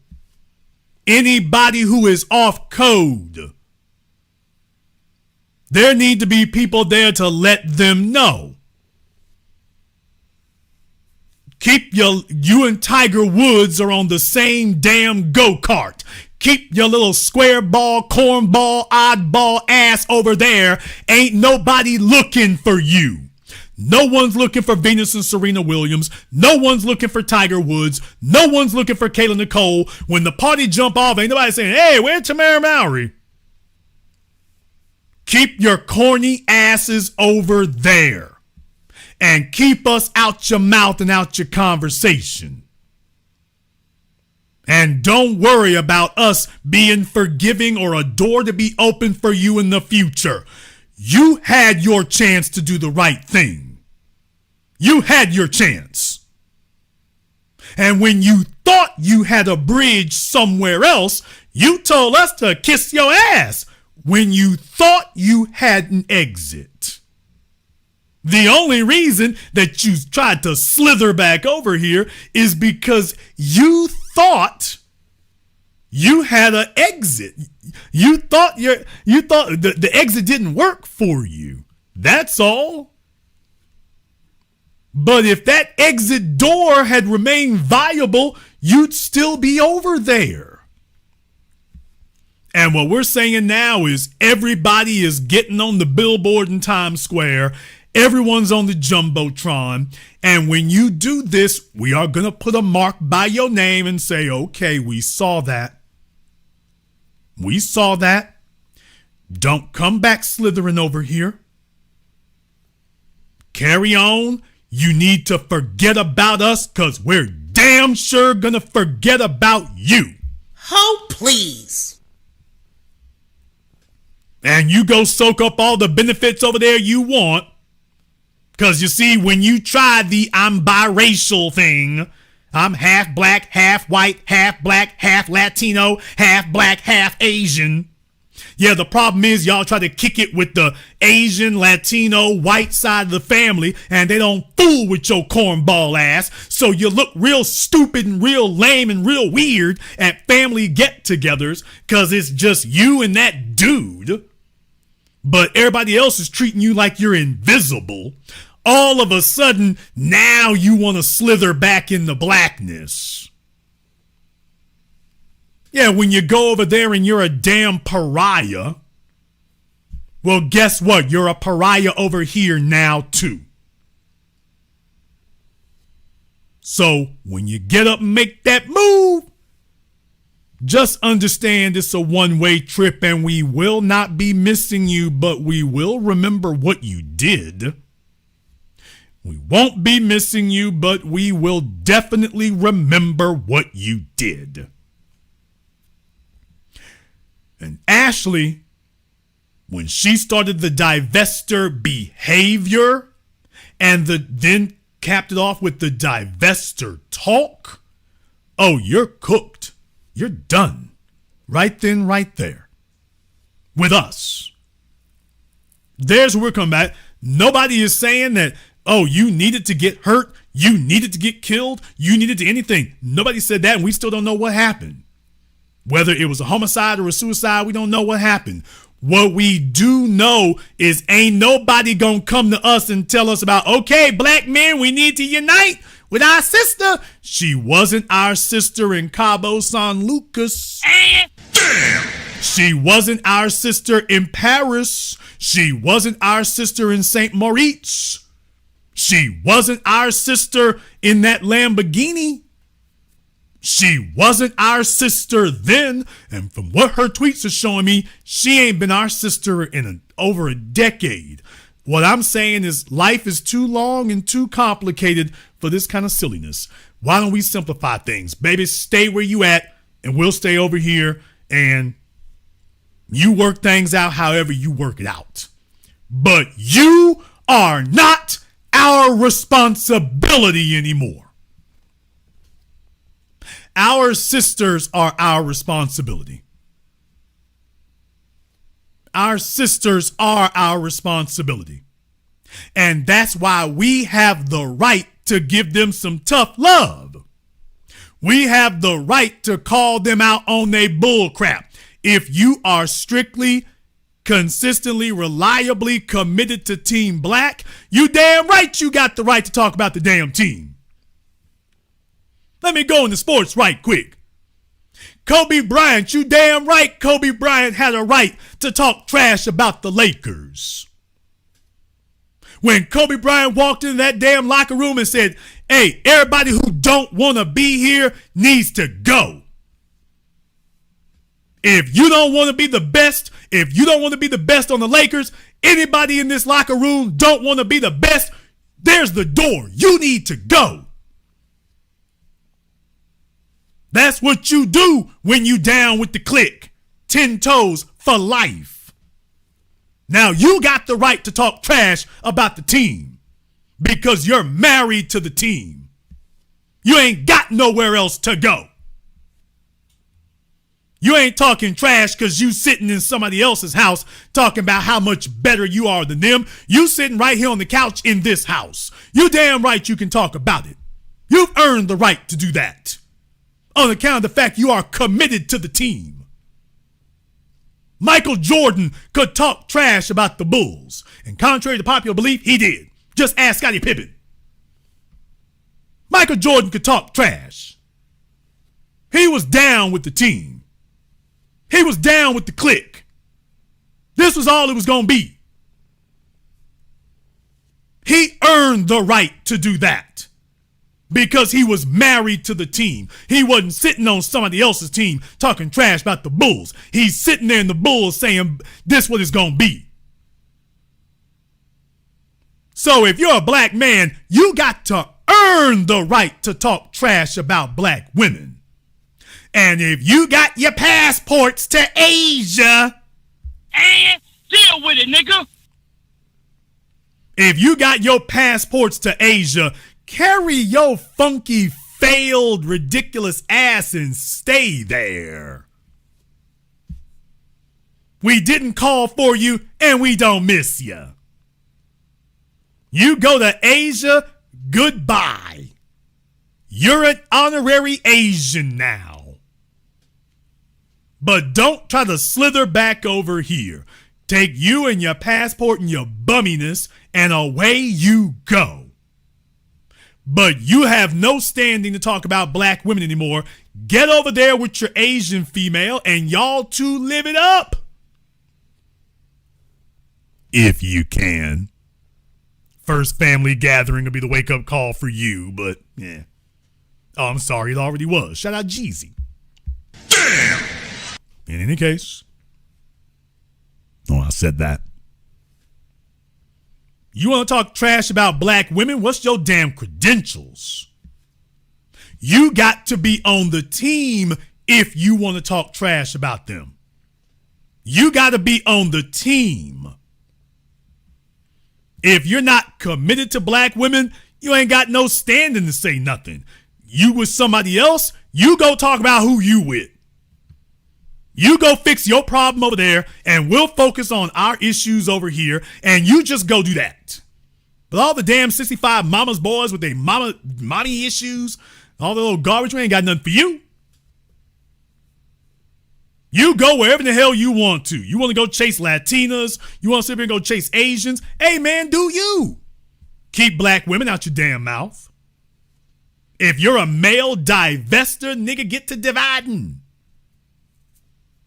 We don't want to hear you. We don't want your advice. We don't want your statements. We don't want anything. In the chat room, Sherelle needs to give me a call up on Zoom. You have 2 minutes. Sherelle has 2 minutes to give me a call up on Zoom. While I'm waiting to do that here, let me go ahead and jump on Zoom right quick and see if we can get Brother Elijah up here and turn off your speakers, Elijah. Yeah, I sure did. All right. I'm sorry. Brother, excellent broadcast tonight. I want to preface before I get to what I need to say and ask also. Make it quick, Elijah. I will, brother. I have to say, brother, tonight's broadcast was so powerful. Brother, I always give you credit, not to kiss up, but I say you are the greatest because you took the words right out of my mouth. Because with the man that she was with, initially, I was saying, hey, this man is guilty until proven innocent. But when you came out with that other scenario, and then it ties into what you was teaching us for a long, long time about men and women with the term business. A woman cannot give us a business proposal for the simple fact that men will die for business. Yeah, when she says business, that's all money in, no money out. When she says that, women do not invest in men. Women don't say, I need to work 80 hours this week to buy my man a Lamborghini. Or women don't even think, I need to work 80 hours this week so that my man can have a Lamborghini to drive. In his name or not in his name. Women are not trying to do that. So, no, when you start thinking you're going to make a deal and make a transaction, it doesn't go that way. Right. And, brother, look, this has been a hot topic for a few days and everything because there has been a debate as black men should we stand up for her. And I'm sorry the sister went out like that. You know, may she rest in peace always. But we can't do nothing. The only person that has the right to stand up for her is her father. Okay, we can't do nothing because she told us to kick rocks a long time ago and everything like that. And this leads to something else, big brother. I gotta say this. Our sisters forget when they get into these interracial relationships, particularly them, they are super more vulnerable than we are as men. Okay. You cannot talk to these YT men out there the same way you can talk to us. They have a long history of murder and espionage, big brother. And she thought she can be slick at the mouth, all right, and for safe assumptions. And she got shown the otherwise and everything like that. It don't work like that on that side and everything like that. But when you gave us that beautiful other scenario where, well, you know what? I'm just going to end this. Hey, then maybe it could be a suicide because she understood right there on the spot. That was the last train leaving for her. There won't be another man that's willing to fly her out or do anything. Am I right or wrong? You want to know what the real crazy thing is, Elijah? Here's the real crazy thing. I want y'all to remember, I said it here first. Yes, sir. The craziest thing is not everything you've seen so far. Here's the craziest thing. The craziest thing is if the Tanzanian authorities investigate, and if the Tanzanian, by the way, even if they bring in the American FBI, remember who your president is. So, okay. Yes. Remember who your current FBI director is. Yes, sir. All right. But I don't know. Whatever happens if the Tanzanian authorities investigate, and if they determine that by their results this was a suicide, and Mr. McCann gets sent back over here, and they're like, it ain't his fault. How long you think it'll be before the next divester pops up in his DMs? Yes, sir. Now, I'll put money on that, my dude. Yes, sir. How long y'all want to bet it'll be till the next divester pops up in his DMs? You think this is going to prevent those brain damaged, whacked out, psychotic little chicks from... Oh, hell no. Absolutely not. Big brother, I would put money on this. They're in his DMs now. I mean, if he's answering anything. Right now, he's probably a little bit too worried that they might be undercover police officers or something. So right now, the heat's on. But I'm just letting y'all know, by the way, don't be surprised. Thank you very much for giving us a call tonight. We appreciate that. The 720 degrees of analysis you receive absolutely nowhere else. Let's go ahead and jump back over here on Zoom right quick. Let me see if we can get, I think we got Sherelle up here on Zoom for us here. I'm waiting to see Sherelle. She'll show up here shortly or not. That's an option too. All right, Sherelle, I can give you 5 more seconds here. I don't hear or see anybody here yet. So, Sherelle, just make sure you have everything turned on just so we don't have any trolling issues. Don't worry, YouTube is not going to see you. Just me. Hello, Sherelle. Okay, Sherelle. I caught her in the closet or something there. I am. I'm in the closet. All right. Well, when you're ready to come out the closet, let me know. Oh, I'm sorry. Never mind. You can stay in the closet. Yeah, I'm going to stay in the closet. I'm good. I'm hanging up my clothes. Magnanimous. And what is on your mind? Well, I mean, first things first, I love the conversation. I love what you're doing. This is my first time tuning in. I clicked on YouTube looking for my pastor's live, and yours was on, and I saw the picture of Jada and instantly just started listening. So my comment about Kobe, and you're making it relatable to the young lady, Ashlee, I said that wasn't a good example to use someone who actually chose someone other than a Black woman to marry, which I wasn't trying to make it relevant. I was just saying that he was just a bad example to use. Okay. Was the example that I was using an example about his relationship, ma'am? Perhaps you didn't hear. Perhaps you didn't actually hear what I said. So no, I heard what you said. You were okay. So what I said was about his relationship. Was that what I said? You weren't using it in that context. Oh, okay. No, not at all. Because that's what you were just commenting on. You were commenting on it in that sense, and that was a context in which that was a lot of context I wasn't even mentioning it in. Right, it wasn't. Here's my thing. My thing is that if you cannot make a distinction between Kobe Bryant's profession and Kobe Bryant's marriage, I can't imagine how many other things in life you wouldn't be able to make a distinction about. Because those are two totally separate things, and yet you immediately crashed them together. No, I said it was the irony of you using Kobe's example of his devotion to his team. It was the irony for me. But it wasn't. Based on the Ma'am, context of the irony. subject. Irony has a definition. Did you know that? Yeah, I did. Oh, good. What's I the did. definition of irony? Well, you want Webster's definition of irony? Take your best shot at it. What's the definition of irony? Okay, I'll give you the definition of irony. You can't tell me? Well, I don't want to give you my definition. I'd rather give you the correct one. Okay, well, I thought you knew what irony meant. I'm just... Okay, a literary device or rhetorical technique where the intended meaning is the opposite of what is literally said. Okay. And it was irony. What you said was irony. It was the opposite of what I said.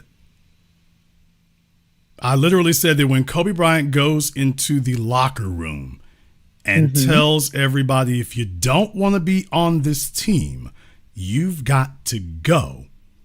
And the opposite of that would be irony would be if Kobe was a guy who frequently did not do his best, stayed on teams and didn't do his best. Well, that would be ironic. The irony that I was speaking of was unrelated. Yeah, it was, which is irony. You chose to use Kobe Bryant's allegiance to his team. Right. When you were speaking about a woman who chose to be with white men over black men. And what I'm saying is just because, oh man, turn your camera back on, Sherelle. Oh, hang on. I'm sorry. I had to click. Okay, it's back on. That's all right. And that's not irony. What that is you got triggered. And no, I wasn't triggered. Yeah, you got real triggered. Let's not do that. Not at all. Okay, you got so triggered that you went off into an unrelated topic. We were talking about Kobe Bryant as a basketball player, and you went off into something totally unrelated. I just proved it was, because irony would still be talking about his sports playing. What you talked about was completely off topic. The only similarity is that Ashlee Jenae is a female and Kobe Bryant's wife is a female. And that's the only similarity, but I was not talking about Kobe Bryant and females. Okay, let me clarify then, Jason. What I'm saying is that I found it to be, I thought that there was irony that you chose to use Kobe Bryant, not his position, not Yes, his you didn't like the position. fact that I used him as an example, period, because of his wife, Vanessa. It's not that I didn't like it. I just thought it was kind of ironic. No. You said it was you said it was a bad example. That as if his wife. Okay, here's the point. Okay, Sherelle, listen. I never said that was a bad your example. literal words were that was a bad example. That was the first thing you said when you got here on Zoom. You said I said that was a bad example. Now you're saying what is wrong with these people claiming their words? You said it was a bad example. You literally said quote is a bad example. What was my what did I type in the chat? What was my comment in the chat? You said it was a bad example to use Kobe Bryant. That's what I wrote in the chat? Yes, ma'am. You said that was a bad example to use Kobe Bryant. Okay. Because of the topic. Yes. And Kobe Bryant's wife has nothing to do with the topic of what he said in the locker room. I agree with you. They're completely unrelated. They are. And the reason I am putting an exclamation point on this for everybody here tonight is because it is very, very critical and key that we cannot teach things if folks are off in their feelings. Kobe Bryant was a very accomplished man. You cannot take that from him. Tiger Woods is the greatest golf player, if you consider golf a sport. Tiger Woods is the greatest golf player that has ever lived. There ain't been one better than him. Probably not going to be one as good as him after. He's 50 years old and still out there killing it. So he's the greatest ever. Right. His womanizing with white women does not diminish that, nor does it have any impact on his philosophy as a sportsman. Now, let me explain to you why this is important. This is very critical for you, Sherelle. I want you to take this as a life lesson. The reason why men are more strategic than women is because of this one skill. We can have sex without loving a woman, and we can fight somebody without hating them. Our ability to compartmentalize those things and not emotionalize them so that you're glumming them together. That's a very, very good superpower that men have. And it's something that everyone can benefit from. It gives you the ability to analyze everyone objectively and not have critical information tossed out because you have some personal vendetta or some personal dislike for them that is clouding you from a critical point that's whizzing by. The critical point about Kobe was what he was saying in the locker room. It got lost with you because you were more concerned about something that was unrelated. No, it didn't get lost with me. Maybe I articulated it well, because another thing that men do a lot better than women is articulate. So I can admit maybe I articulated it wrong, but my point was, because I don't have an issue with who anyone chooses to marry. That's not me. I don't care about that. Staying focused is a very, very important thing. And being able to distinguish those two is essential. I'm not here to judge Kobe on who he's married to. I'm holding him up as a example, which is why I said Kobe. I said Michael Jordan. I could go down the list. The thing is, Kobe was particularly cantankerous. Kobe was particularly pointed in his criticism about others. That made him very unpopular. Let's be very clear. When Kobe was in his prime, he was not very popular because he did things like that. He basically was like Tupac on the basketball court. A lot of folk didn't like that and whatnot, but in retrospect, since he died, people have had a lot more respect for him as a player. They saw how dedicated he was, how many hours he put in. He would practice for 6 hours before the game. The game is going to be 2 hours. So this guy's practicing 3 times as long as the game. No wonder he's one of the best of all time, because he is one of the most practiced of all time. Everybody else is out there getting blunted up, going to parties, sleeping with a bunch of women. Kobe wasn't one of them dudes doing that. You didn't see him in a bunch of clubs. You didn't see him with a bunch of drugs. The stuff you see with a lot of these guys, you didn't see the Lamar Odom backpack. Kobe didn't have that. So that was a level of discipline. That discipline gave him the authority to criticize everybody in that locker room, even if they didn't like what he had to say, because he was that dedicated to the locker room. So the subject is the team he was dedicated to. He is a perfect example. He's not a bad example. He is a perfect example. And the man's dead now, so there's no way to unroll it or undo it. He was a perfect example. So if you go back and check on that, I think if you review it a little bit better, I think you'll see exactly what I mean, and I think you'll come to an agreement on that. Well, no, I never disagree with what you said as far as that goes. I don't think I ever articulated that I disagree with that comment. Okay. Well, thank you very much for giving us a call up. We appreciate that. Thank you. She said it was a bad example. Kobe was a great example. You are not going to like everybody you meet. You're not going to like their choices. You're not going to like that stuff right there. It's like, okay, I can learn that. If Kobe ever tries to give out relationship advice, back up. Kobe's discipline to the team, give me 3 gallons of that. I'll take that right there. He's got great results. He's got the right to criticize the Lakers. Kobe Bryant does not have the right to criticize black women. And deal with it. The only connection is Kobe had earned the right to criticize the Lakers. He has no standing to criticize black women. He can criticize Latinas, I guess, if Latina males will let him. He can criticize Latinas if they'll let him. He can criticize them if they'll let him. I'm skeptical. I think it'll be a bit of an uphill fight. But thank you, Sherelle, for giving us a call about that. That's very, very important, because I want people to know that we have to make those kind of distinctions. When you are analyzing information and data, you must keep up with that. All right, I got my man Kev here on Zoom. Kev, unmute yourself. Hello, Jason. How you doing today? Can you hear me? Hi, brother. What's on your mind? Thank you for the broadcast tonight. I really appreciate it. I I apologize if this question sounds off topic, but the time's of the essence. I'm actually not in the States right now. I'm on a work trip over here in Australia, specifically in Melbourne right now. And I wanted to get quick advice from you in terms of how to soak up the game in terms of travel experiences and how to experience it the best way, given what you said in the past. Okay, you have a cell phone with you? I do, yes. Record any and everything. If this is your first time visiting a foreign place and whatnot, there is absolutely too much to take in, too much to see, too much to remember. You need to be maxing out your damn SD cards. Make sure your battery is full.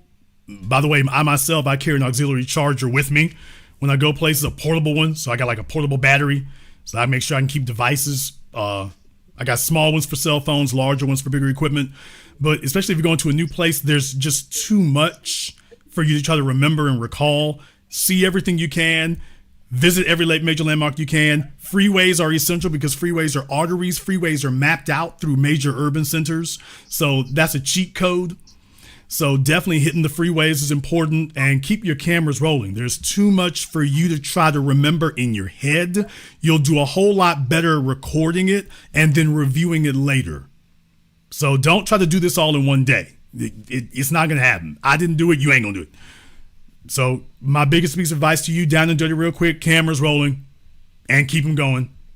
If you go to a restaurant, just sneak some pictures of those, sneak a little panoramic right quick, but do that. Do not try to keep this in your head. Understood.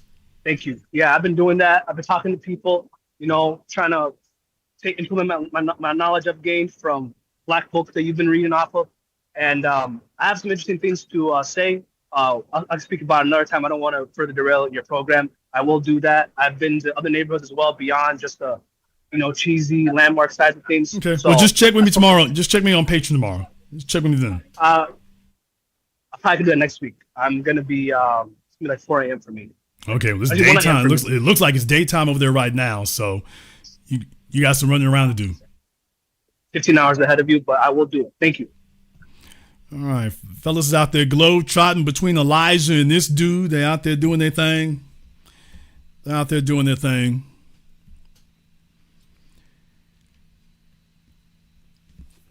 Some of these things will upset some folks. I understand. I understand it bothers some of them. And you know what? That's why it's good. It's good for us to have these conversations, like with Sherelle. It's good for us to have these conversations because, see, here's another thing that was off code for the young woman. See, me and Sherelle, that's an in-house conversation. That's a family conversation. Michael Corleone, never speak against the family in front of other folk. When you are in front of other people, don't ever speak against the family. This is a female who was inviting non-black people, non-black audience. Can you imagine the stuff she said? You're inviting non-black folk around and talking against the family. Okay, out the family you go, Fredo. You got to go.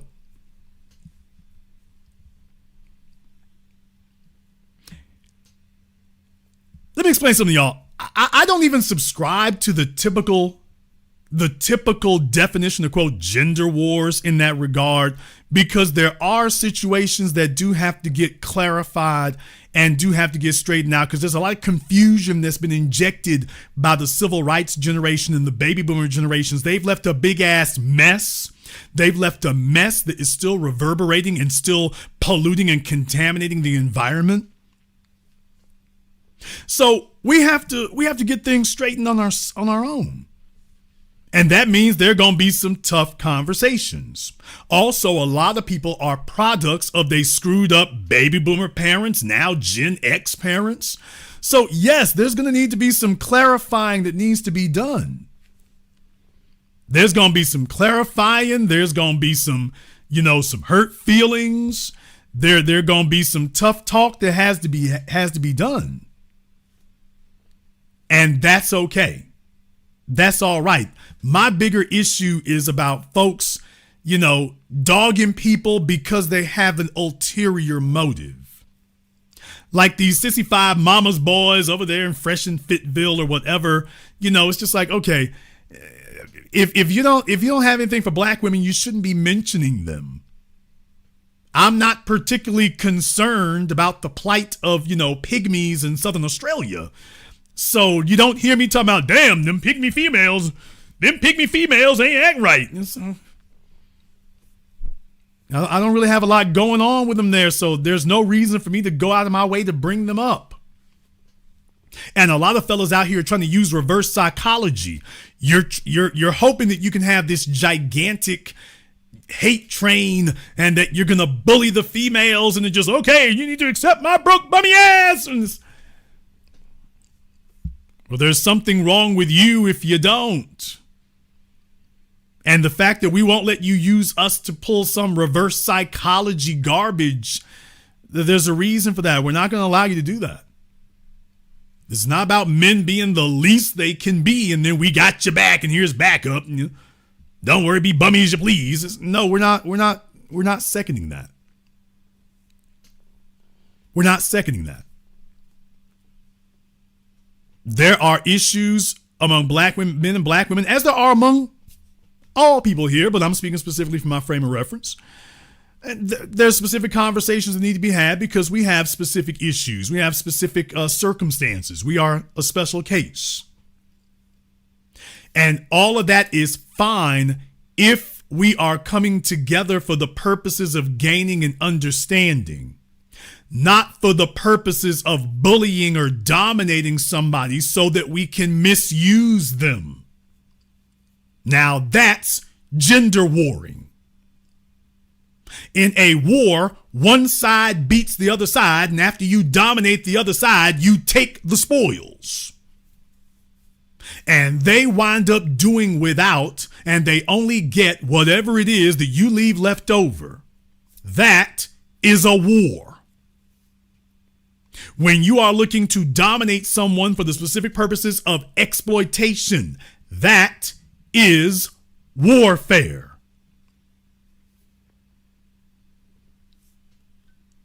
So when you say the term gender warring, people, in the words of our immortal ancestor, Brother Neely Fuller, words mean things. So when you use words, it means that. So when you say gender warring, I want you to understand, yes, there are people that are out there gender warring, but understand what the gender warring is. A black female who's got her damn act together and she's got questions about why it is that she's not achieving the results with black men that she thinks she should be. And then she starts talking about how great and how fly and wonderful that she is and the men just ain't keeping up. Okay, wait a minute. All right, hit your brakes right quick. We need to have a conversation. We need to have a conversation here so that we can come to an understanding. That's not gender warring, people. Talking about black men don't need to be with black women and black women can do better than black. I need me a white man. Okay, that's gender warring right there. That's gender warring. Now that's gender warring right there. When you're talking about how great you are at the expense of others, you talking about divesting and all this. Okay, well, that's gender warring. You are separating yourself from the group. Okay, you cannot be my sister and be my opposition. Damn! That's the way that goes. You cannot be my sister and simultaneously be my opposition. You cannot be a part of my family and simultaneously you are part of an opposing army. You cannot reconcile with me and simultaneously be out to dominate me. It can't be. That's gender warring. So as far as us getting things straightened out and having some clarity here so that folks are on the same page, and when folks say things like, nah, baby, it's not like that, this is why men need to be very, very articulate and well-skilled about discussing these things. They have to be, because too many fellas don't know how to articulate this stuff properly, and they're using all this wrong damn talking points. Don't go off on your damn explanation. If you heard the right one here, all you do is repeat that. That's what avoids confusion.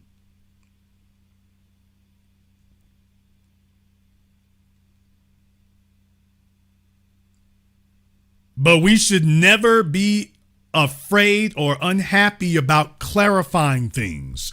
Now, somebody who wants to make it into denigrating, somebody who wants to make it into weaponizing things, now that's gender warring. But having pointed discussions, heated debates, in the words of Dr. John Henry Clark, about antagonistic things, that's legitimate. Y'all have them kind of conversations with your siblings all the time. This should be a safe place to do that.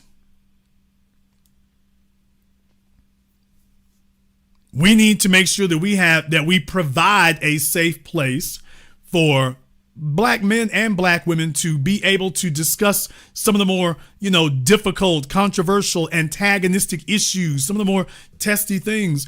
We need to give space to go ahead and do that, because otherwise you can't reconcile it and you can't fix it. Stop telling people that they don't have a problem.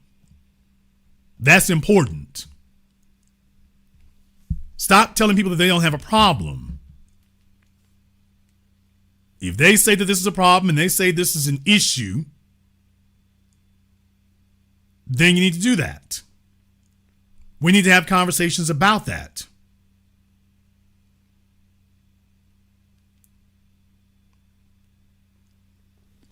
By the way, my mods are hitting the pipe again. You smoke crack, don't you? You smoke crack, don't you? Look at me, boy. Don't you smoke crack?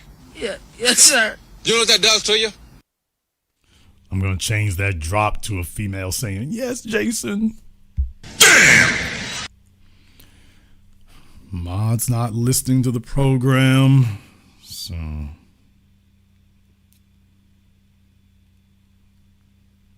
You want to talk about a Black man who's got reasons to be unhappy? Every time I crank up this microphone, these women be testing me. Every time I crank up behind it. You don't see me saying, boy, I sure do need some white women to be mods. What? So I'm just saying, I'm giving you an example. There's irony, Sherelle. There's irony. So, yeah, you don't see me doing that. You don't see me flexing that muscle right there. You don't see me doing that. It's anything like that. So it's just, if I can get a rehab counselor if there's a part-time rehab counselor who can oversee and provide therapy once a week for them, not me.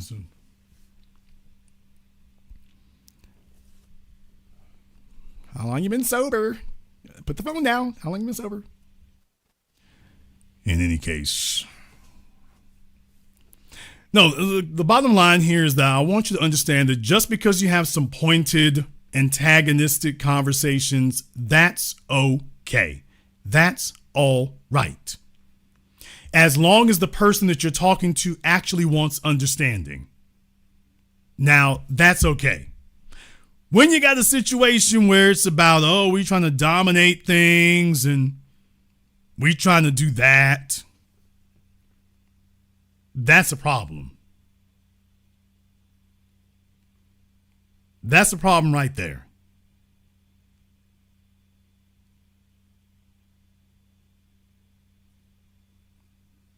And in the internet age, the real issue here is you have a bunch of females who want to get something for nothing. A lot of males want to try to get something for nothing too. And what they've latched on is the idea that the internet has hyper-focused character destruction and status assault. So if we just attack the other people's status or whatever, that everything will be okay.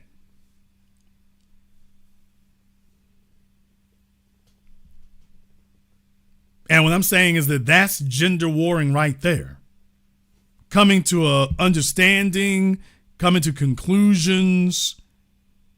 Those are the kind of things we're talking about.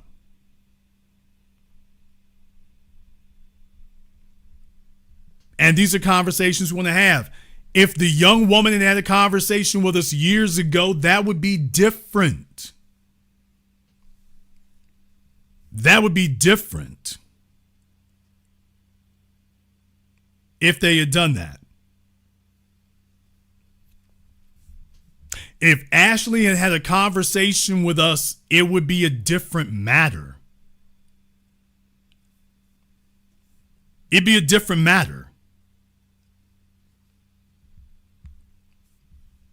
See, she needed to talk to somebody who wasn't her father, talk to somebody who wasn't her mother, be around some folks who ain't got screwed up things. Let's talk about that color complex she got. Because she came away with the idea that her dark skin isn't valuable unless some white men say it. Because I guarantee you one thing. She's met plenty of white men who said, I'm not usually into black girls. And instead of being offended, she was like, oh, well, why not? With black men, however, she's making up some nonsense. Like I said, I don't believe that for a second. I don't believe that garbage that she said for a second. I do not believe it. I do not believe that there are black men telling her that you cute for being dark. I don't usually talk to dark-skinned females. No. That's some of that divester coon talk, but I don't believe for a second. That's like the Africans talking about, they called me booty scratcher. Ain't nobody even use that word. No, most likely she has a color complex. And let me just say like this. She says she had her teeth done. So I'm not going to say she had the Caribbean gap because the lineage thing needs to be confirmed. But okay, she had her teeth done. So what I'm saying is that, okay, she might have been a younger girl. She was dark-skinned. You know, she's had her eyebrows drawn on. Okay. She's got the weave in her head. All right. She went and got breast implants. So you can see all the things that she was self-conscious about. She's had some stuff done to her. She went and got her teeth veneered. I can't say teeth done because veneers, oh my God. But anyway, she got her teeth done. Okay, she got serious under her mother. Obviously, her mother didn't take care of these things and go get her some braces. So she had to get grown or whatever and then go get some veneers. Okay, so she went and got her teeth done. She got her eyebrows done. She got a weave put in. She goes to the gym. She keeps her BMI where it's supposed to be. But she's still carrying trauma because daddy issues. And instead of her being around some men who can let her know she's accepted the way she is, she's instead still retaliating and in trauma about these daddy issues. And now she's in the grave.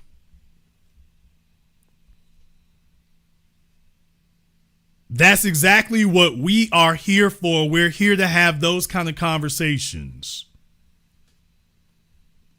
Not to tell her that we're so great, but to let her be clarified about, baby, there's logic and there's illogical, and what you're doing is illogical as hell. And there are people out there who will capitalize on it because we have a society that cultivates individuals like you. We have a society that specializes in cultivating young females like you, and there's a group of folk out there who are looking for your type.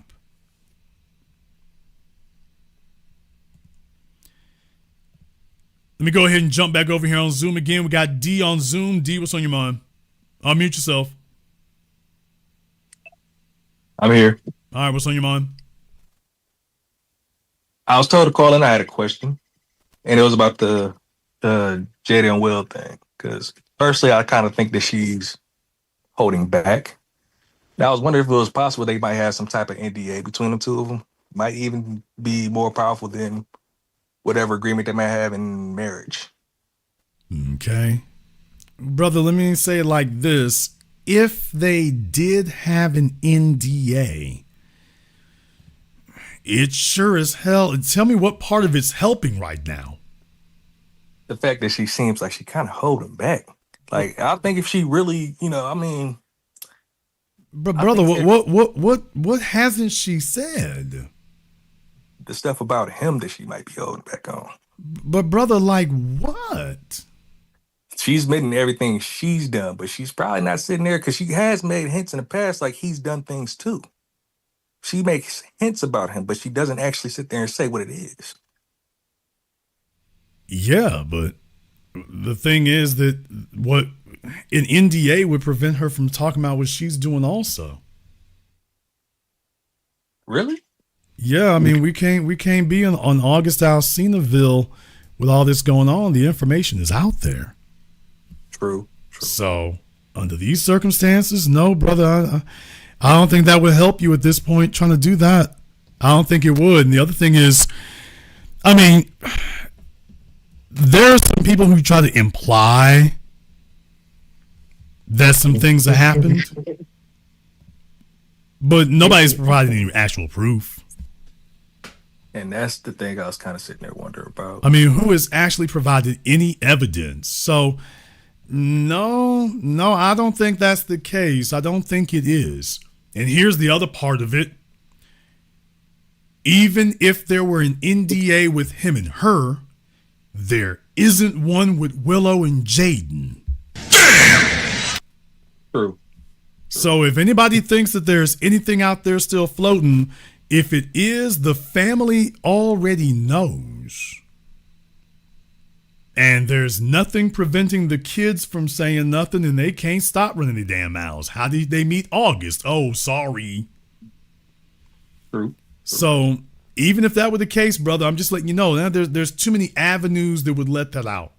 There's too many avenues that would let that occur. For example, with Diddy, it's not really nothing we don't already know. True. Folk already knew about the freak-offs.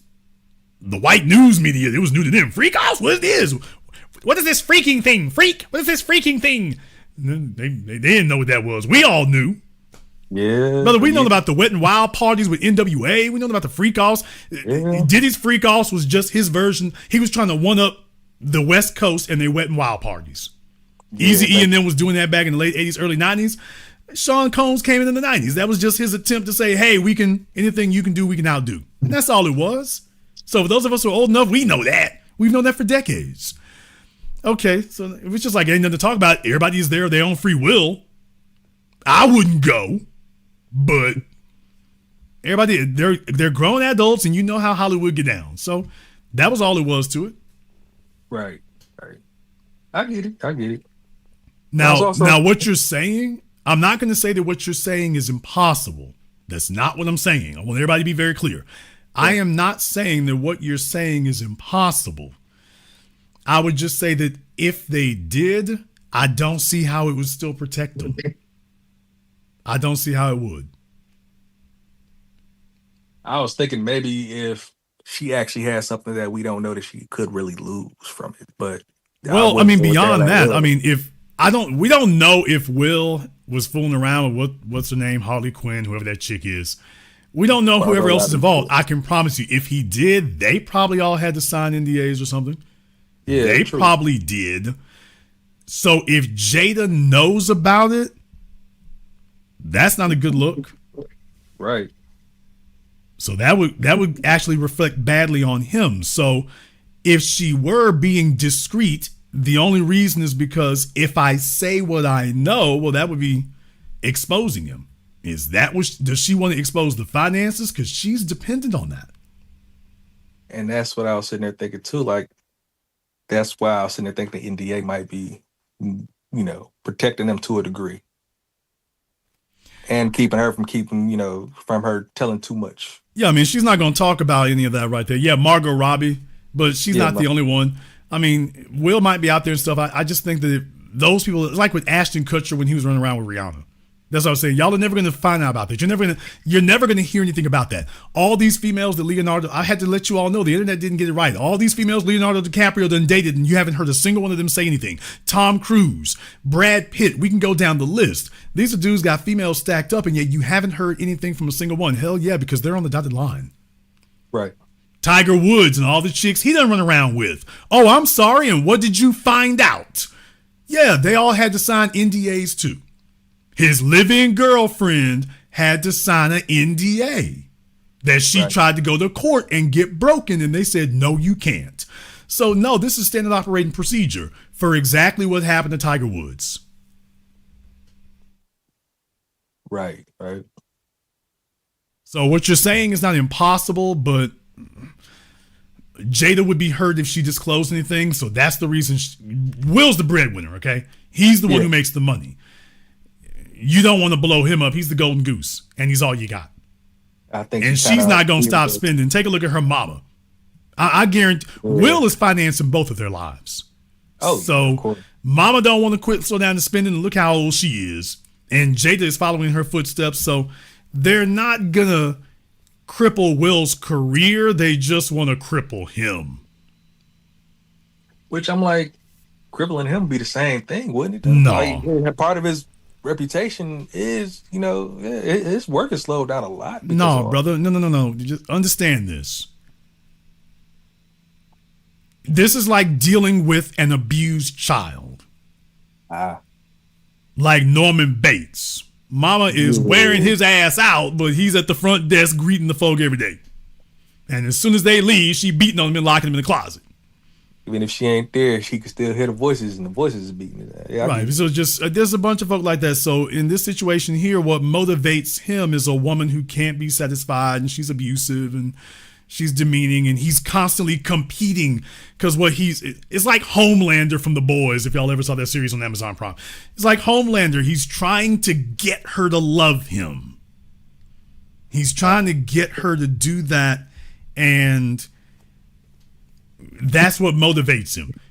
At a certain point, Kanye got tired of that with Kim Kardashian. He proved he could get her, and then he got off the treadmill. That's when things went south over there. Will is on the treadmill, and he's going to be the rest of his life. I don't ever see him leaving. He will just sit there and be abused like this until his career evaporates, now that's more likely than him getting divorced. The total annihilation of his movie career is more likely than him getting divorced. If he loses the bag, then she leaving. If it looks like he's imminently going downhill, she's going to file for divorce, grab everything she can on her way out the door, and that'll be the end of that. Okay.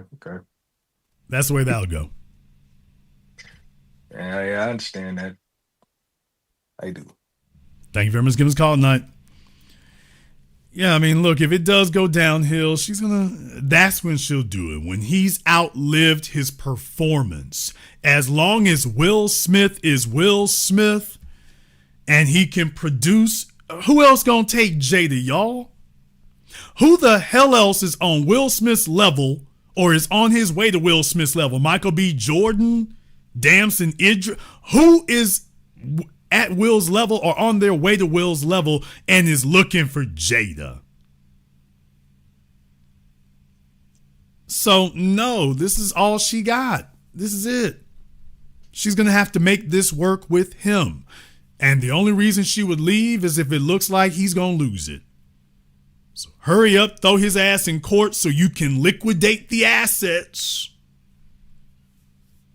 And we'll go ahead and grab one more bag. And oh, well, I guess this is over.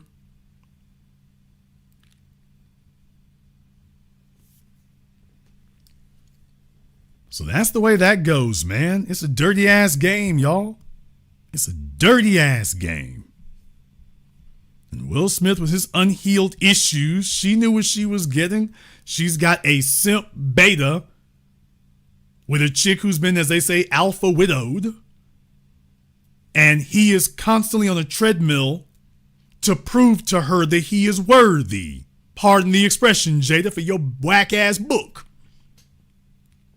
So do you all understand that Jada is going to be running the house so long as she makes Will feel unworthy of her? Damn! Jada can't ever let Will feel like he's up to par, like he matches up, like he's that dude. She can't ever acknowledge his value, because if she does, if he ever gets it in his head, wait a minute, heifer, I'm doing you a favor being here. You ain't doing me no favors. I'm doing you the damn favor. If he ever gets it into his head that he's the bag and he's the value, he would immediately leave her. So she's got to keep making him feel inferior, got to keep making him feel deficient, have to keep emasculating him. Y'all didn't want somebody to explain to y'all what it really is. The rest of you YouTubers didn't tell you this. She's got to do that. She has to keep abusing him. And when the private stuff didn't work, she took it public. I wanted to go to the table. Remember, folks, it's even if you think Will been dealing with side women or side dudes, that he's not the one who made the news. Remember? You ain't hearing none of his side chicks saying nothing. It's Jada who couldn't keep it quiet and couldn't keep things disciplined and couldn't keep it on the low. She's the one who couldn't, even though that's all she got for a full-time job is whatever she's doing with other dudes at the house, and she couldn't control her side activities. Will kept his under wraps. Jada's the one couldn't contain it.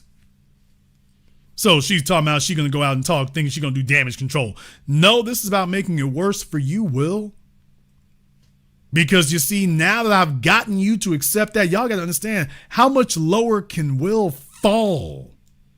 He is literally crashing his career and begging to get back in bed with a chick who stinks of August Alsina.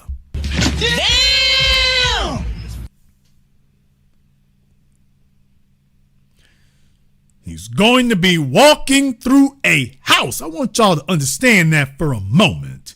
He is walking through a house, through halls, a luxurious mansion that he paid for. And your wife has been roaming the halls, hand in hand, with one of your son's little homeboys. She been all up in your bed, in your house, walking barefoot through the floors, walking out the shower naked. I'm talking about August. In your house. I want to know what man in here would be able to keep from snapping off knowing that that's what happened. Wait a minute, you done had another nigga not just in my house. He's been in the shower, in the kitchen, on the floor, walking through the halls. He's posing on the balcony. I mean, the shower that the custom shower that I had put in, that little nigga was washing up in there. You had him washing up in our shower.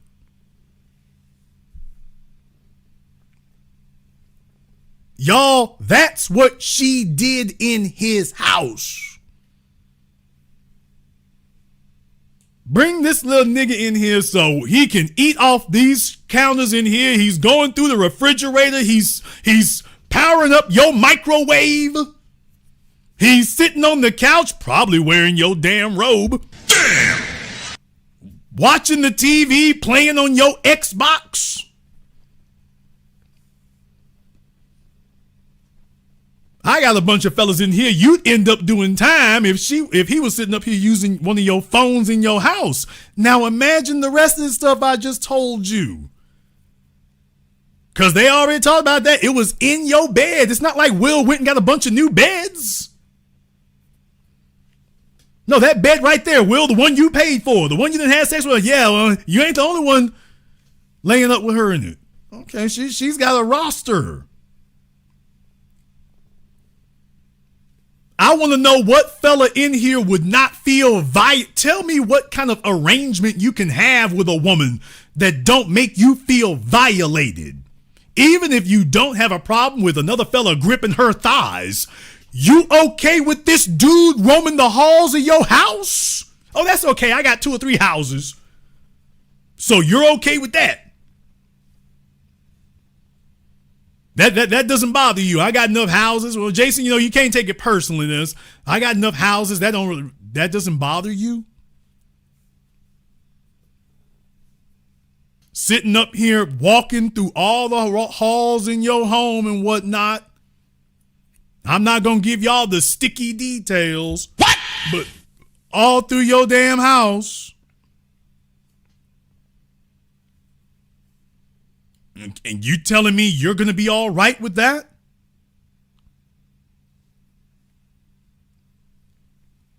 You're okay with that? That doesn't bother you at all? Okay, we're going to shake that off. I want to know which one of you fellas would pay for a 36, 37, $38 million house, and you're just like, okay, well, if it works out, we good. But if it doesn't, well, everything, we'll do the best we can, but I don't mind if they were laying up in my bed on my couch. Y'all know Jada, these older chicks want to try to show out with these young dudes. Damn! So that means them two was swinging it all over the house. So yes, she's going to brutalize him and destroy him to make him feel inferior and deficient. Because that's the only thing that keeps him from leaving her on the side of the road.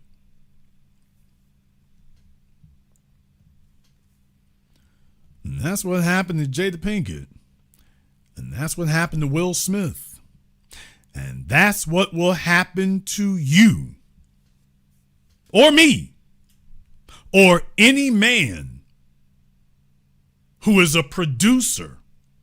And for whatever reason, you got a female who's tapped into some unhealthy part of you because she saw where you were vulnerable and she actually resents you, but damn it, you're able to do something that she could never in her life do, and she gauges her own value by that. So you're useful, but she hates you. But she got to pretend that she doesn't so she can get access to what you got.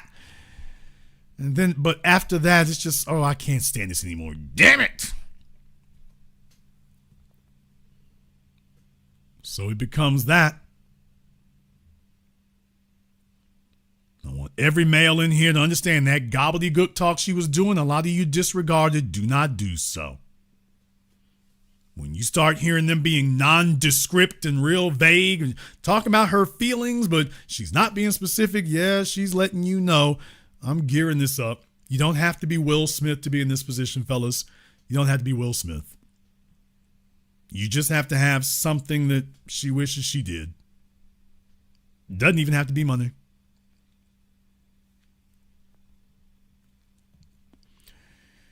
I am not as vitriolic about this situation with Ashlee Jenae as you all might think.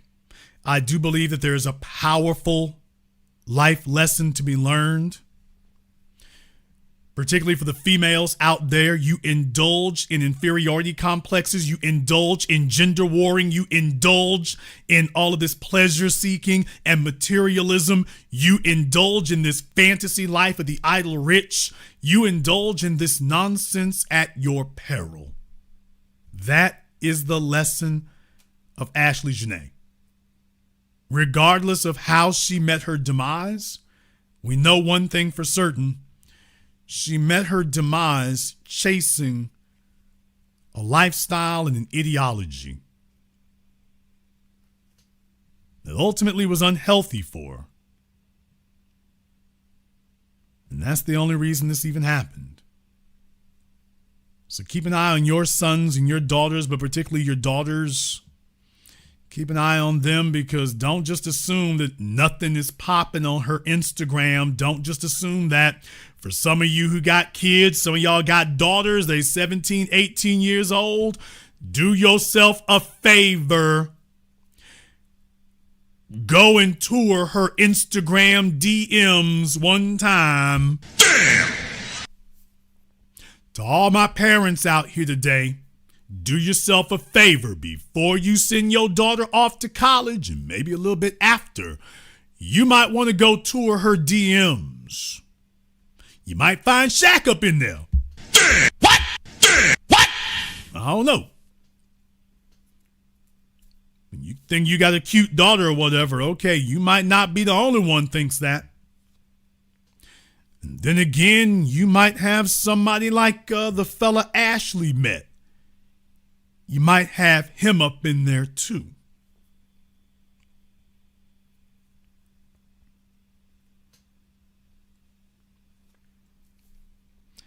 You pop open your daughter's phone and whatnot, and you see that one of them dudes up in there.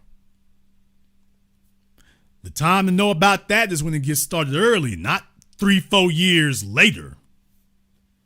When she talks 10 years later, she's 30 years old telling you she's dated a whole bunch of guys like him. I've dated a ton of guys like him.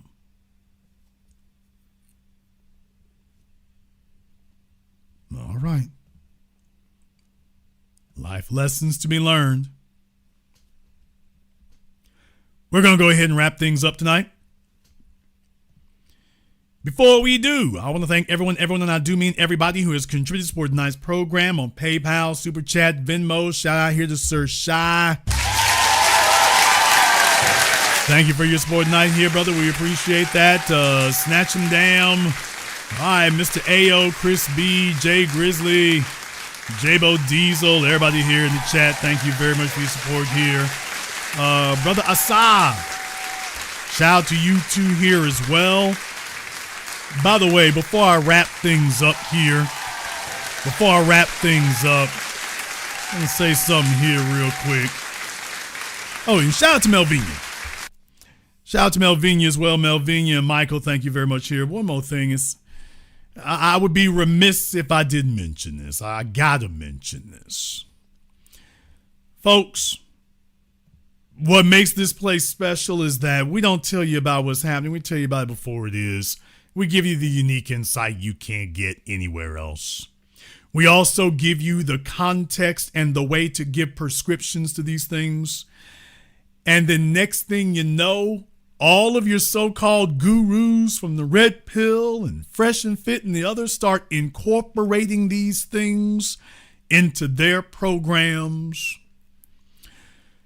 Now you're getting folks telling you all kinds of things that you heard here first. Folks been letting me know, damn, Jason, they're ripping it off word for word. Now, you can get it secondhand from folks who are getting it all wrong, or you can get it directly from the source. Whether it's how to accurately gauge a 10, or whether it's about understanding that a phrase you all have not heard before tonight, but you're gonna hear them attempt to change it up and put their own spin on it. I want you all to remember this phrase tonight, y'all. 8s and 10s are not born. 8s and 10s are built. And deal with it, nigga.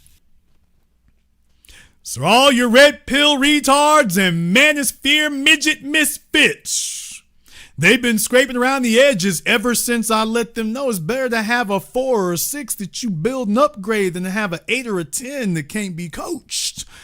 But I've given you all the phrase here tonight. I told you, you can't be a dime over 40 and anything over 30 is a bill.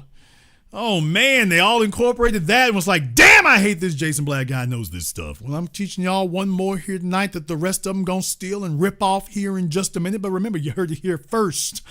Contrary to what those clowns have tried to teach you and contrary to what you might have thought your damn self, 8s and 10s are not born. 8s and 10s are built. So when those guys are telling you about what you got to take and got to accept and whatnot, and they ain't never built a 8 or a 10 before. They ain't never did it because they don't know how. They're dealing with a chick who got a big ass head because somebody along the line built her. And now she's like, well, let me go talk to all these red pill lames, even if they got a podcast, because they don't know any better. I'm just letting y'all know a little bit of the dark arts here tonight. By the way, y'all remember that I don't have to listen to any of them. They have to listen to me. I don't use their talking points. They use mine. By the way, going into year 7 of what we go into year 8 of what we do here now. If you're not listening here, you are so far behind. Time to get caught up. So if you are new here to the business, welcome to the definitive school of power dynamics. We don't do praxeologies, we do ideologies. And you can put them into direct practice. And we will stand by every syllable that we say. So don't miss a single syllable. Click that subscribe button and that notification button. Join us each and every time that we are here. If you haven't been to our Patreon, the link is in the description. We do it every weekend, 12 noon Central Time. You are more than welcome to join us. Hitting on certain points here and things that I do not discuss on YouTube because they'll only misuse it. We do the deepest, darkest arts over there because YouTube will just misuse it. But in the meantime, I want to thank all of you for tuning in to tonight's program, live or recorded. Thank you all for liking, subscribing, and sharing. And this concludes tonight's broadcast of The Business. I am your host, your brother, your humble servant, Mr. Jason Black. And until next time, my brothers and my sisters from around the world, remember, handle your business or your business will handle you.